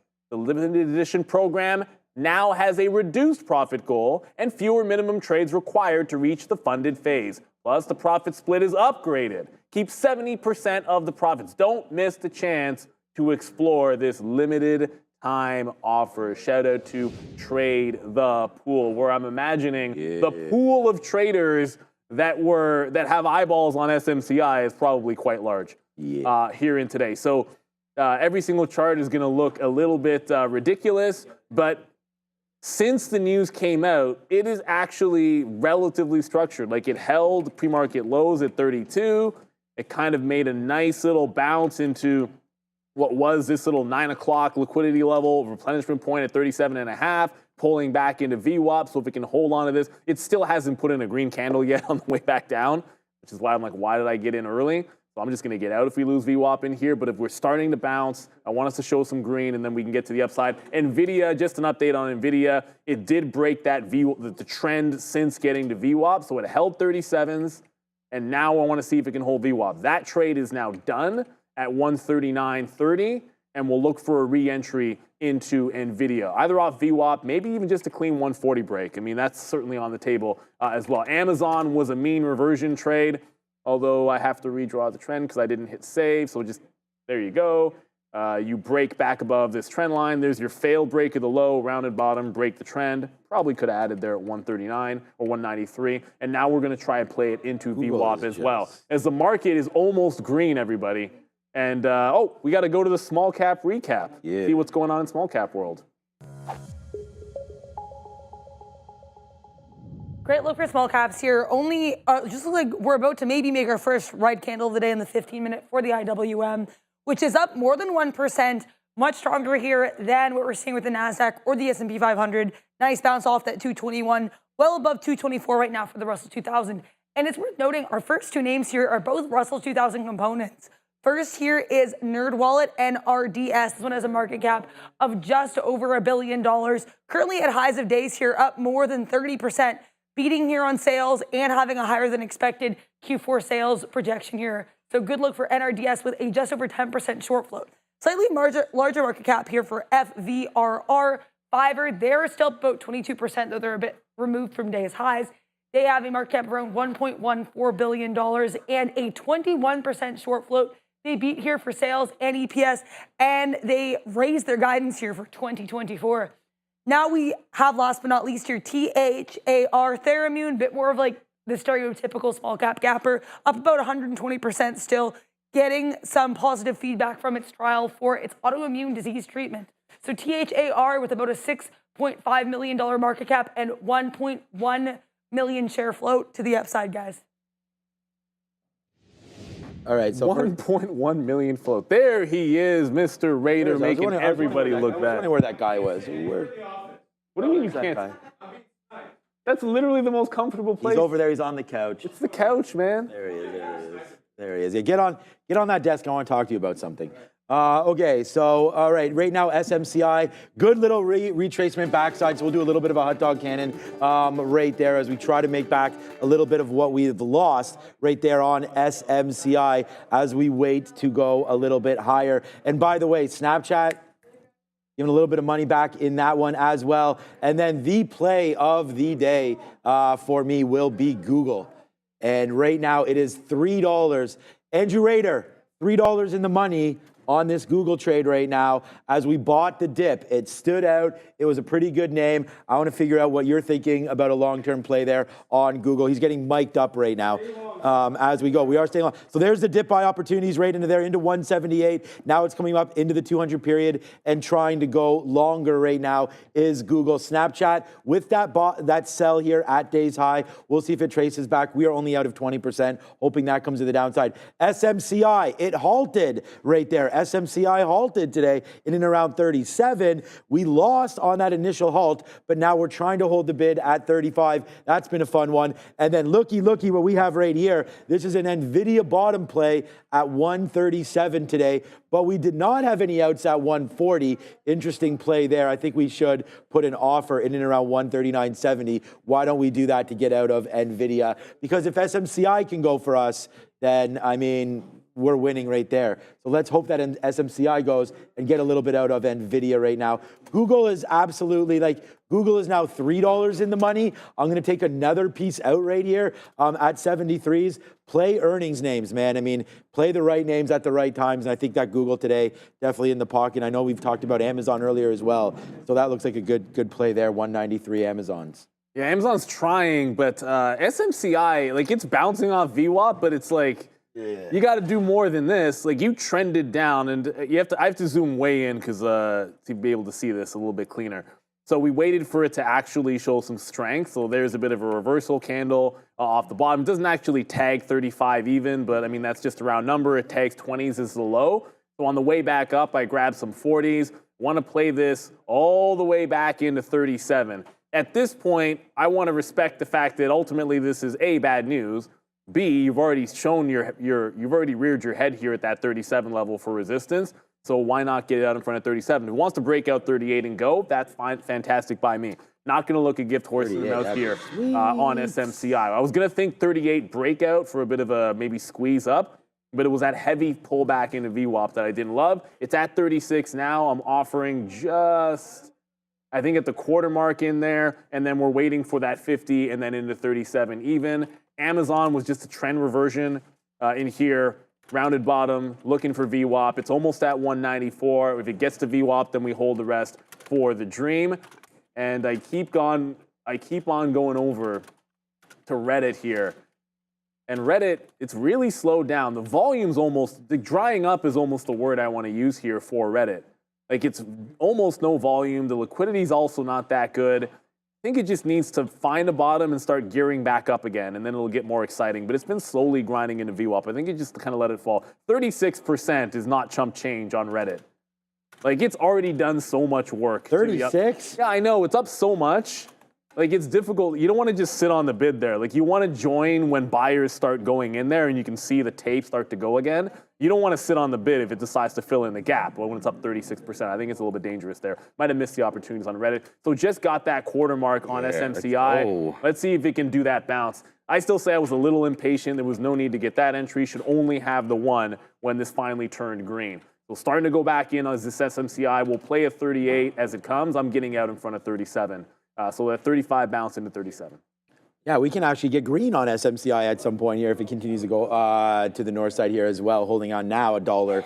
So right now we are $5. We are $6 in the money right now. We're $3 in the money on Google. We're $2.50 in the money on NVIDIA. And we are $1 in the money on SMCI. Oh, yeah, and by the way, Snapchat right now, nice little move here as we will just take out pennies on this one. We don't need to do anything else. We like dime pieces, and that's one right there. We'll take a dime piece here on Snapchat and wait to see what happens now. Not only are we crushing some longs here today, but also the short. The number one P&L name today on the show is this AMD short right off the open. And I mean, it's taking those plays and believing in what you're doing and then just cashing out there once max pain hits. And that's the one thing that I have no idea when to figure out when max pain is. Sometimes we get lucky.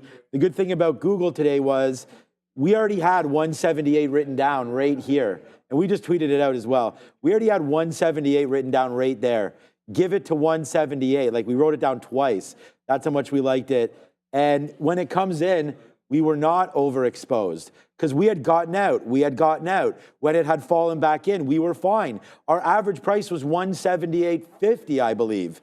It held maybe a little less. That's maybe once we got that fill. It held the price. We did get a little out, and then the pop happened. So again, feel pretty lucky that this bounced off of that 178. But again, bold favors those.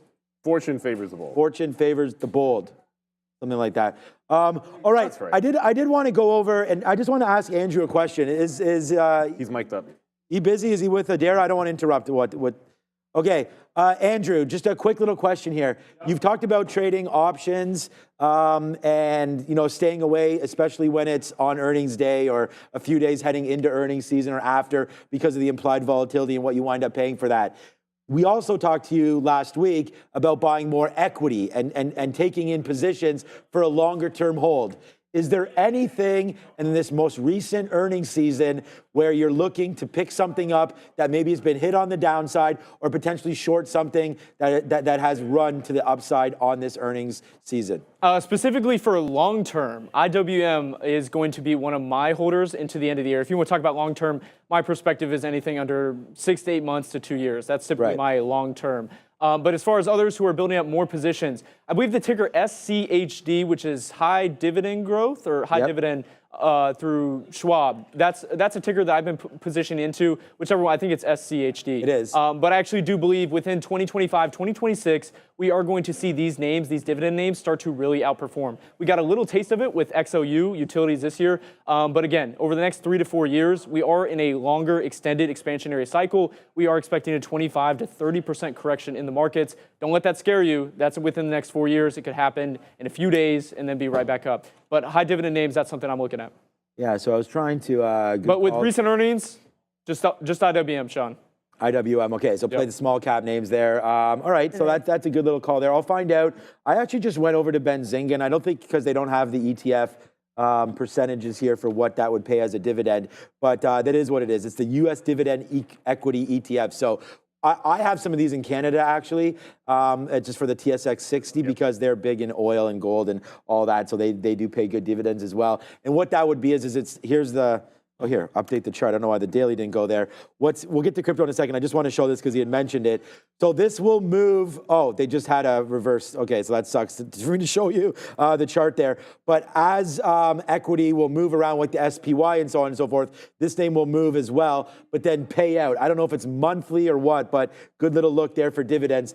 Smart kid, man. Handsome and smart. That Andrew Rader. Build the dividend portfolio while you were young. I like that there. Good job. Really get me to buy you a gift. Are you just building it up? He's plugging hard. What's my budget? What's my budget for Christmas, Sean? You tell me what your budget is. I mean, I think the next dividend payment on that ETF is that what? Okay. No. I'm going to make something funny. How about this? You and I will send each other something under $30. We'll do an under $30 fun gift. I might mistype a few things, few zeros, but Sean. Well, I'm not gonna. I will not mistype a few things. So what I will be getting you will be $29.99 or less. So that's because it's fun. Okay, I like that. We'll make it fun. We'll make it fun. What do they call those? Secret Santa. Yeah. Well, it's not Secret Santa if you know who the person is. And I might say, Sean, right? It's not one. Yeah. No spoiler. But it might be a hat with my face on it. But we're gonna move on beyond that. Okay, so just I know this is your first time on big time media. The thing is that we don't say no spoilers and then give the spoiler. Yeah, that's kind of the opposite. Spoiler alert. You want to have like some sort of a cliffhanger. Yeah, exactly. Like this. Let's go find out what's going on with crypto. And I was. There we go. Good one. At Bitcoin, which of course came just shy of making new all-time highs yesterday. And it's interesting, we actually had $870 million in inflows across the Bitcoin ETFs. Of course, as usual, IBIT or IBIT, the BlackRock ETF leading the way here, $670 million in inflows yesterday. It's worth noting too, we actually had the highest amount of volume recorded here, trading volume for these ETFs since March yesterday as well. So 6-month high for trading volume for the Bitcoin ETFs. Total volume, $4.75 billion. IBIT, $3.3 billion alone. So really significant trading volume there. It's worth noting as well, Eric Balkunis, who is the Bloomberg ETF analyst, saying that usually when you get this type of volume spike with ETFs, usually going to be a bit of a FOMO frenzy, as he put it. So there could be more big inflows later this week with regards to Bitcoin. That is one analyst's opinion, but certainly worth noting given BTC being on watch. We also have earnings from crypto-related names like MSTR, Riot, and Coinbase tonight, so there could be even more moves in this space. Bitcoin itself, you're pulling back a little bit today after that nice move up, getting as high as 73.5 yesterday, but falling short of making new all-time highs. Today we've gotten as low as 71.5, right now sitting just above the 72,000 area. Ethereum just above 72,000. Ethereum doing well here as well, nicely above 2,700, but there's been some weakness here in other names. BNB and Solana down about 1% and 2% respectively. Dogecoin slightly positive, Tron slightly positive, so a bit more of a mixed bag here in the crypto space than we've seen recently. Let's keep watching Bitcoin for that 74,000, guys. It's trying. It's getting off the schneid there is IBIT. But you know what? What's interesting to look at for IBIT is this is very tradable. Just look at this like any other stock, because when it's an ETF, you can just trade it the same way. Yep. We talk about the morning range and support. It's so obvious in here. Right at 9:30, you break, you go toward the high, and then you pull back. That's 40-60. At 10:20 yesterday, you pull back, that's 40-60. So twice you support 40-60 into the breakout. What do you think it turned? Same price. I mean, you can look at it, whatever the equivalent price is on Bitcoin, it's the same idea. But you can look for a bounce off this level, and then you could play like a trend reversal, or you could just play normal support and resistance. Watch out here, SMCI. Let's go back. Well, we'll finish that thought some other time. So SMCI did make a push. It tried to get into that 37 area. It got to 36.5, so pretty much almost all of it out there. But we're about to lose VWAP here on SMCI. It's about to break that 35 even. And when it does, I'm getting the you-know-what out of Dodge. If you're taking, imagine a world if you're going short on SMCI through VWAP or through 35. Remember, it's short sell restricted. So if big size there. Yeah, so if you don't get a fill and it breaks 35, then it's huge size there. What was that? Was that a keystroke error? Did you see that on level 2? Come over to my level 2, please, immediately. Was that right? It's going to break. I mean, my stop order's already in. We took some out there. We were celebrating that $1+ win. Oh, shoot. I meant to.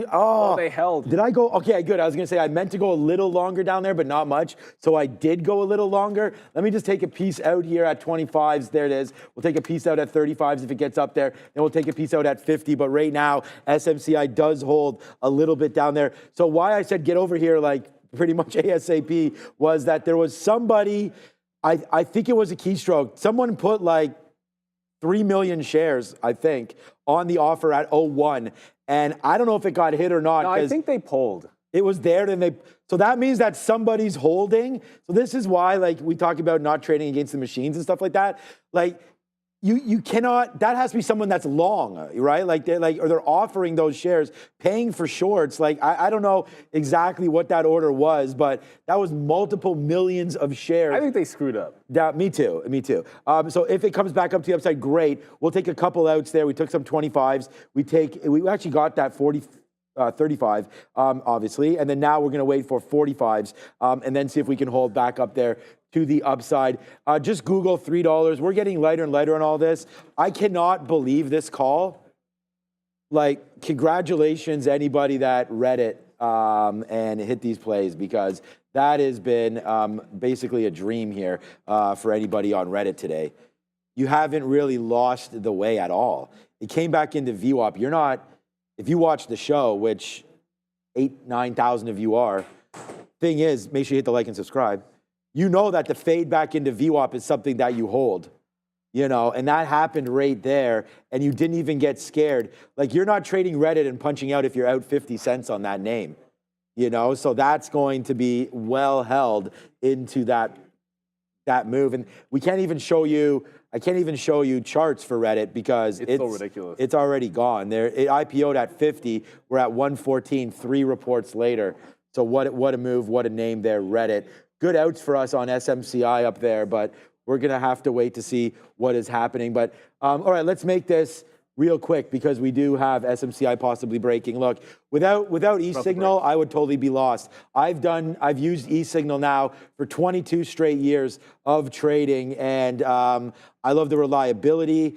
I love the fact that it's an entitlement-based system. You can grab markets, any market basically that's quoted around the world, live 24/7 support as well. Just all of those things there. The watch list, the ability to customize everything.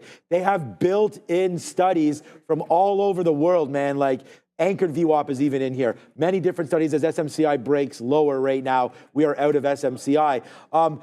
Get the watch list, the hot list. There's self-curated hot lists as well. You can put your own in there. You can sort by volumes. Watch this, like 52-week lows, 52-week highs. Put them on there. Very, very easy to customize. If I can do it, trust me, you can do it. So that is e-signal. Shout out to our good friends over at e-signal. Okay, so we got out of SMCI again. All we were doing was getting in there and getting out. It breaks, and we actually, again, it's funny because we get these great fills on breaks. Like, we got 95s there on the break. Yeah, so it was actually a good out. Maybe that means, like, I jumped back in, though. That's why I was thinking, like, maybe that means it's going to go back in because every time it breaks, it's not going lower. So SMCI for me, I think for Neil, I think for everybody, a very, very interesting name now that we push back into VWAP and barcode a little bit. I think we have to go short on it. I know you're back in the long. I'm just saying that because it's like, try to play the trend, but I do love the fact that it's holding. So it's giving me some feels right now on SMCI. I'm going to step away now. Red name for me today, SMCI. Yeah, it was interesting because I think we actually have to now pay for locates on SMCI. So it just broke. 35 was the only level I was looking at. We did have an early bounce. That was way too early. We got it the first time through. It got through 36, so that was good. And then now when this one loses, I'll go red on SMCI. But did we just get the – okay, I just got the locates. If it loses the 35 level, I want to look for another trend like this underneath. Now, keep in mind, it is short sell restricted. So, like, if you're trying to go short this name, you have to sit on the offer, wait for an uptick. You can't hit the bid. So the only way to get filled is in that moment it's going against you. That's just how it is. So you're going to get taken on the way up, which means it's difficult to just have like let me just get it at 99 and have a 35 stop. That's probably not going to work out. Like, you have to look something out and about above VWAP. Now, because it made this curl at 35.20, I think 35.25 looks like a good level to play off of. So I want to give it one more chance to retest above 35. If it does, which it's actually not doing right now, if it does, I want to wait for it to get back under. If we just end up breaking that 3/4 mark, 75s, I'll look to try to get short, give it to 35.25 on SMCI. I got the level 2 up for it, and I just paid. That's the smallest amount I've ever seen for locates that we've ever had to pay for. Well, how much is it? 0.00025. Yeah, that's what it was the other day. For GameStop, for Sharif, it was $2.50 or 20. No, it was actually 20 cents for 1,000. I think that's what it is, right? 20 cents for 1,000. So this one's 25 cents. Crazy. 25 how cheap that is. So cheap. All right, just by the way here, another name that we didn't talk about too much here today. Snapchat is actually helping quite nice right now as this move is pulling back in here for Snapchat. So there's the short. Again, what did we write down, guys, for Snapchat today? Let's review. How about between $12.50 and $13? So what is between $12.50 and $13? Looks to me in and around that $12.75, which is the exact high there for Snapchat. We are now short 22 cents in the money for good old Snapchat right now. And as Neil mentioned, as I mentioned as well, SMCI, I had flipped over into thinking short. We have to pay for them, so we'll figure that out in a couple minutes. But right now, SMCI is bleeding to the downside. And then just real quick here, we got it. We did reload just real quick before we go over to Adair on Sector Watch. If 179.50 loses on Google, we gone right there. So we're going to average in a little bit right now, which we just did at 180. We'll wait to figure out what happens now with Google and this average in. So worked the first time, but this time our out is 50 cents lower. So we'll be out of this one real quick. All right, it's Miss Adair. She's at the green screen with her Sector Watch. Both major indices are pretty flat, but there's actually a lot of strength here in some of these sectors. Of course, technology services here. We have GOOGL strongly to the upside after their earnings. Microsoft and Meta both up as well, and they report after the bell, so keep an eye on this whole sector. Finance as well, lots of strength here. Retail trade, AMZN holding this group up, but recovering nicely from some weakness earlier in the week with regards to some home building data. We do have with regards to DHI to the downside there. On earnings. We have producer manufacturing weakness here, some weakness in communications, in industrials a little weaker, as are this distribution sector. But some other areas of strength include health services, consumer durables, and commercial services nicely to the upside. Visa recovering pretty nicely here with their earnings yesterday after falling yesterday afternoon on a workforce reduction story. So keep an eye on that sector. Health technology, last one to mention here. ABBV sharply to the upside. LLY sharply to the downside on their earnings, though they have recovered nicely from their lows, up about $60 from the low there for LLY. Lots of earnings on the move. Yeah, so much. I mean, Eli Lilly, like we said, bleeding. We haven't even looked at that one. I forgot all about that one, to be sure. Before I go back over to SMCI, which I got on the way back up toward 35, because like I said, you can't hit the bid to go short, so it's going to come against you. Mara, is at 19. So BTC, just very quickly, well, IBIT is near that pre-market high. Doesn't really matter. We're talking 41.3, 70, about 72.5 in there. And now you have almost 19 bucks on Mara, which is the level that we're waiting for. So it just tagged 1896.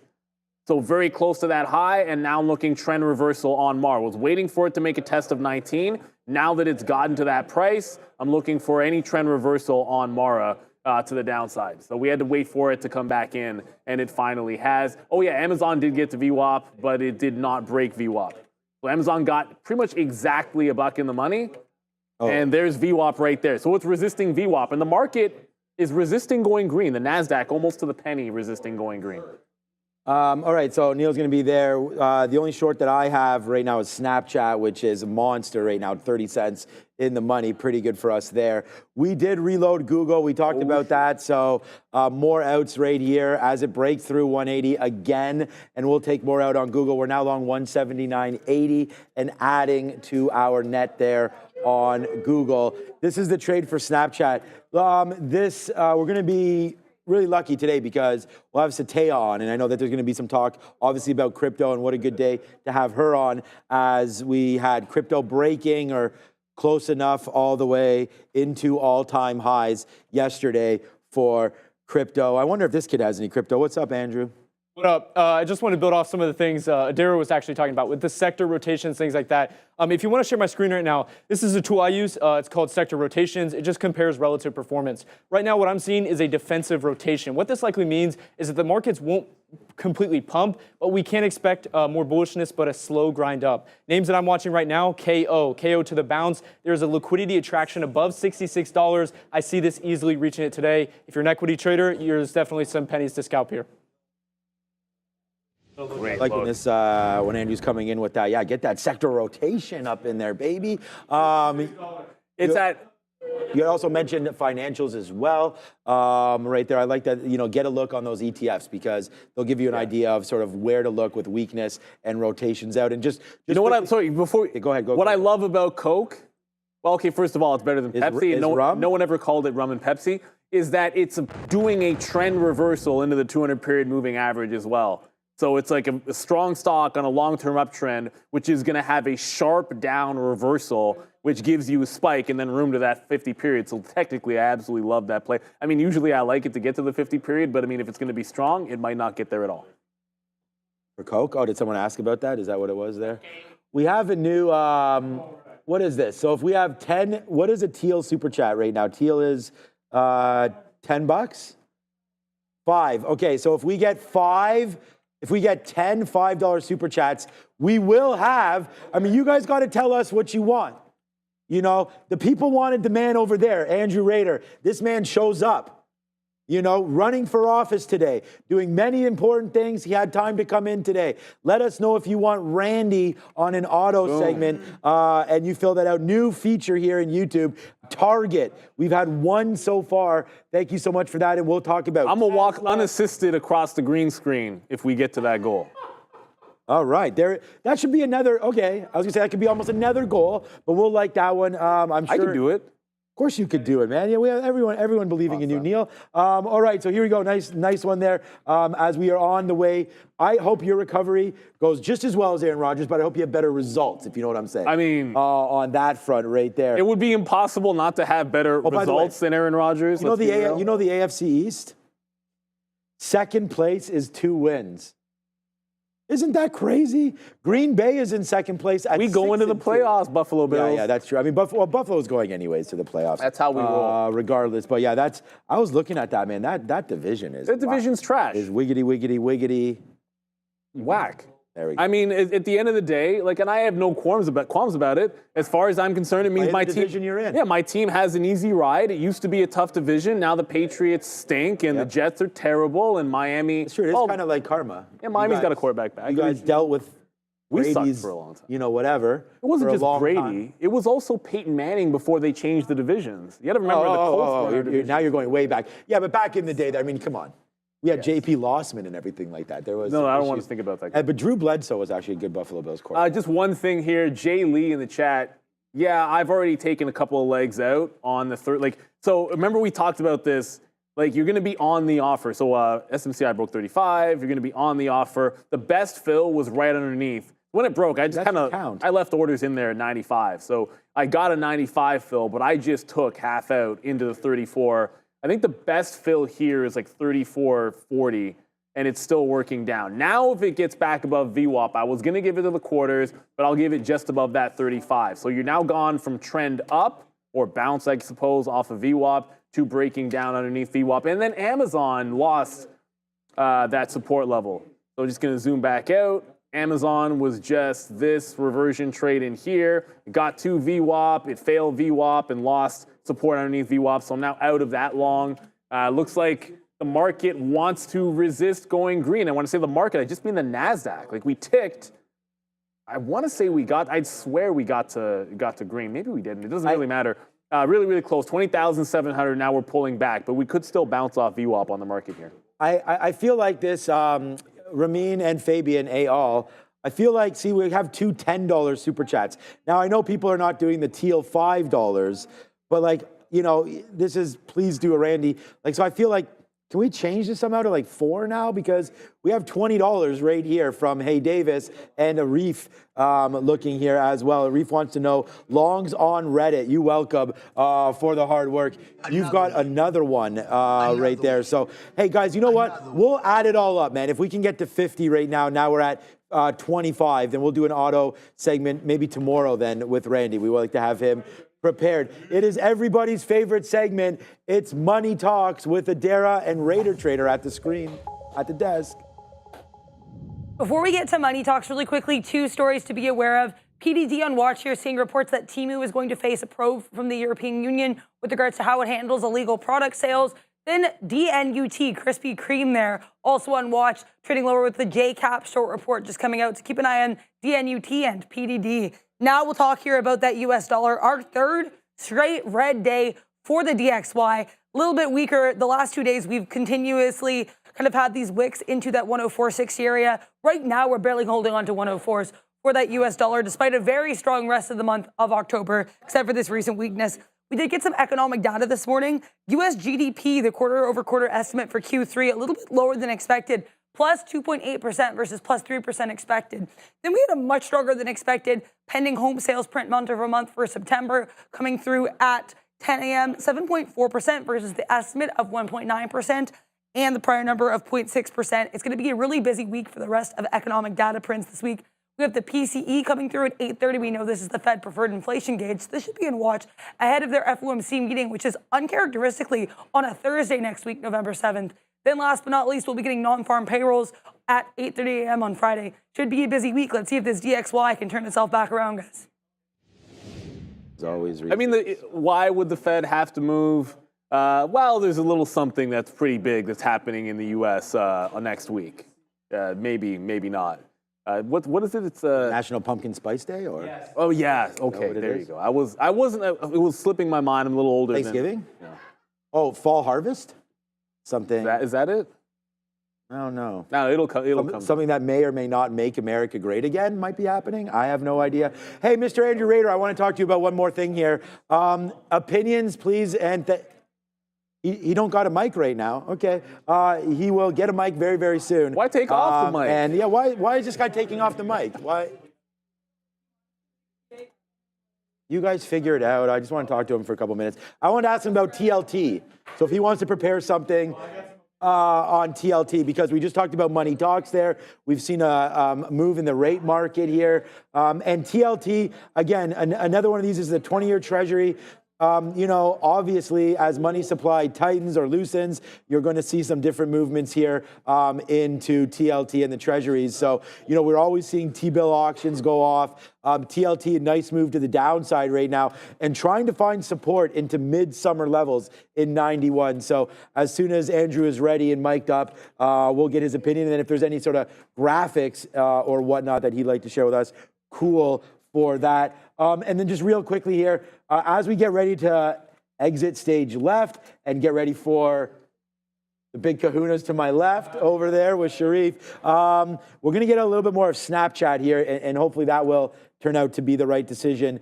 Oops, sorry, why is my chart not showing? Did we just get, oh, we did not. So some Snapchats out right there in the 40s, sorry, 34s. We now take a 44 fill and get the rest out there on Snapchat. So yeah, that's what's moving around. Let me check out the XLF ETF, because if we are going to talk about TLT, let's just have a look, I guess, just at financials today. So up now 0.8 in the XLF. So yeah, Mara moving around, and we'll get Andrew when and if he's ready.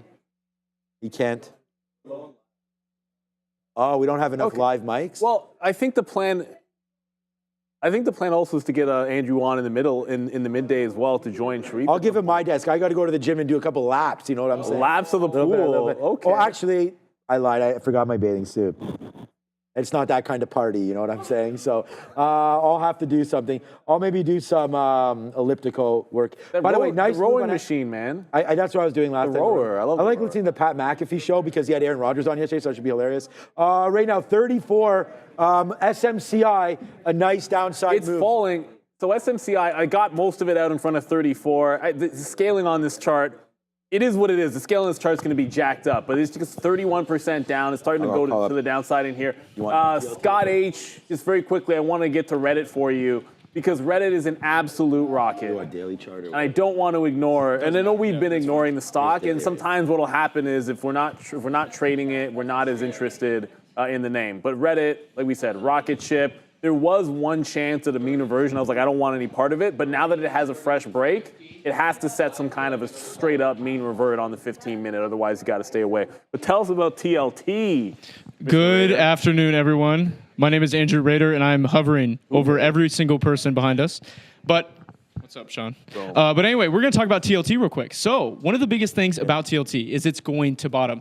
Now, here's what the criteria is for that bottom. TNX yields, super important to having TLT and bonds actually rally along with small caps. We saw small caps rally today, which is good sign, but we're not quite there to the bottom. Now with TLT, there's a massive put wall at 90 strike. We have gotten close to tagging that, and you can see what appears to be some sort of max pain. You can go to that chart there if you want. He will, below that. But as far as that, that's what I expect. A bottoming cycle is within the next week and a half to 2 weeks max. You will see a TLT start to rally and really get loose. This thing's going to move. It's going to leave you behind. Any price targets? Any price targets over 100 by the end of the year. Almost very certain of that, at least in my opinion. But as far as how far we go down, I believe anything under 90 is fair value. I think that's a good buy. But anything on a gap up as well. But overall, again, TNX needs to be below 4.2%. Once TNX gets below 4.2, that is the sign to load the boat with Andrew Rader, who's buying a lot of calls on TLT and IWM.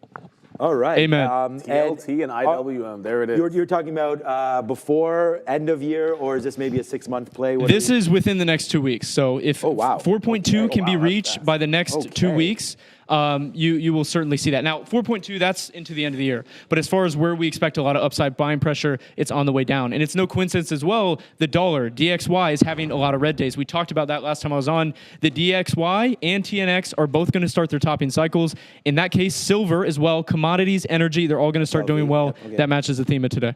Yeah, I like silver for that continuation breakout play. Great look, Mr. Raider. We only have 3 minutes to go. I'm going to spin this for Mr. Raider. Yeah, do it. Because we're talking money, baby. We're talking all about that. There it is, man. We're going to have a good time. You're going to be here throughout the whole day, dropping little tidbits there as well. Go check out the Raider Report. It's Andrew Rader, at Raider Trader, all over the place. Go search it. Also, CEO of Ohio. I got an iPad. I got my tie. I'm the major shareholder of Ohio. So I own the majority of Ohio. Sorry about that. Okay. It's Big Ten country, so that's fine by me. It's Big Ten, good football, good Ohio. traders apparently. Great traders, absolutely. There we go. Great traders. LeBron like James, Ohio all Rivers there as well. Forget about LeBron. Cleveland. So Ohio, yep, Cleveland rocks. Oh, I used to watch. The Cavs are really good. There was a show with Drew Carey. What was the show with Drew Carey where he made his start? It was in Cleveland. It was, man. No, I know the show you're talking about. What? I used to watch that like 24/7. What is that show with Drew Carey? Don't look it up. All about. I'm not. Don't look it up. Shoot. Cleveland. It's not. Oh, nothing to do with Cleveland. Nah. I'm trying to not look at the chat because it's definitely in there. Okay. It's 10:58. We have a couple more. We only have a couple of minutes to go. I actually was going to quickly say something because that silver move. Remember silver? It is the Drew Carey show. Drew Carey show. Come on. I thought it was something. It doesn't matter. What's Pat McAfee's podcast called again? The something McAfee show? I can't remember what it is. Oh, No, he's man. great. I love Pat McAfee. Anyways, the Drew Carey show, that's hilarious. That was really fun to watch, actually. I really like Oh, it. he's a super. He's Now a this super guy's fun hosting dude. Price. Yo, you ever Super fun guy. watch Price is Right? No. You're too young. Too What's young wrong for with that. you? It's exactly what he said. I'm too young for that. I No, watched you're not too cartoons when I young was for growing that, up. actually. But anyway, I was going to say 4.2 TNX. I need everyone to write it down on their calendar. Raider 4.2 TNX. As soon as markets go under that, which is no coincidence that we tagged that today, look what IWM did, okay? No coincidence. There you go. Hey, I'm going to put the responsibility on you.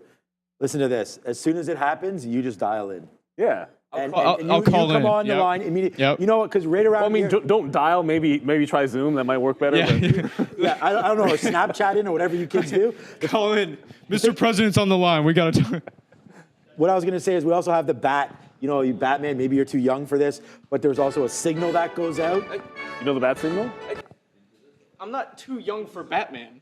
But yet you're too young for Price is Right, What do you which is think I'm currently running You right think I'm now. still still watching on. like Peppa the Pig or something? What do you? I love What's Peppa wrong the with Pig. that show? Well, Did you watch it as a kid? That's no. My daughter Yes, you loves did. No, Peppa no. Pig. First of all, I just All right, caught I'm you in a outta lie here. because No, you just said, no, "What am I no. still watching?" Do not Peppa the Pig. besmirch Peppa the Pig. But listen. You I said, wa- "Am I still watching?" Then I asked you, "Have you ever watched it?" And you said no. I'm not So gonna I think you are lie. a politician after all. Actually, Wild Kratts was something I watched. Okay, Okay, that's okay. I know Wild I Kratts. may have watched Wild Kratts. Star Wars: The Clone Wars until I was about 18, but Okay. That's what the hell You I'm watched talking. that? You That's watched what the that? hell I'm Okay, talking about. okay. That's what I'm talking yeah, about my right brother and I there. are big Star Wars fans, so Yeah. Well, we are. I might be the biggest so. Star Wars fan you can imagine. okay. I so might have to change. my brother is a little bit more of a fan than I am. Okay, I might have to change what I'm wearing for Halloween tomorrow. We'll see. My mother likes Star Trek. She prefers that, and I tell her They're both it's great. just well, it's great, but it's the Wish.com Star Wars. Let's be honest. But Keep the mic up there, my guy. It's gonna be hard to hear. okay, you. yeah, I didn't know how sensitive it Well, I'm was. just getting that from. I didn't know if you guys wanted Raider SMR. You know, to I don't know if you watch the show ASMR. too much, but if you get on Ramin's bad side, it is not going to end well for you. Like, It's your already appear- ended bad for your me. Your appearances will be cut almost in half. I mean, they stripped my mic away, so You see? it's I don't know what going you've south. done. It's have going all the south. power, really, at the end of the day. Fabian. They're the judge, jury, and executioner. But we love Ramin. Ramin's All amazing. right. Fabian. I'm out of here. I'm We're gonna Daisy Brothers. go up we to the only desk. get paid to 11 o'clock, and it's 11 almost. I don't get 11 paid, so let's it's go almost out. 11:01 right now, so we have to watch can out tell. for that. So no, thank you so much again. We do have Andrew. We do have Andrew Raider. 4.2 on the team. He's just yelling about the TNX over there. So we'll wait for Yes. that one coming through. But at the end of the day, Andrew will be here. We want to thank him for coming through. We'll be here tomorrow as well. He's been talking about his Halloween costume, so we're excited to see. Yeah. We're not saying it. This guy's bearing the lead again. We're gonna wait to see what he's Surprise. gonna be tomorrow. It should be a lot of fun. But anything, you're still on that SMCI short. It's We don't bouncing have a little bit. much. So SMCI is a little bit of a bounce Snapshot. here. If it gets back to, I'm just going to leave a break even stop on that one through 35 even. But it's 11 o'clock as was mentioned. We got to get on over. We got Sataya. We got yeah. Sharif. What a good time to be alive. It's your midday. Learn to trade. See ya. Take it easy.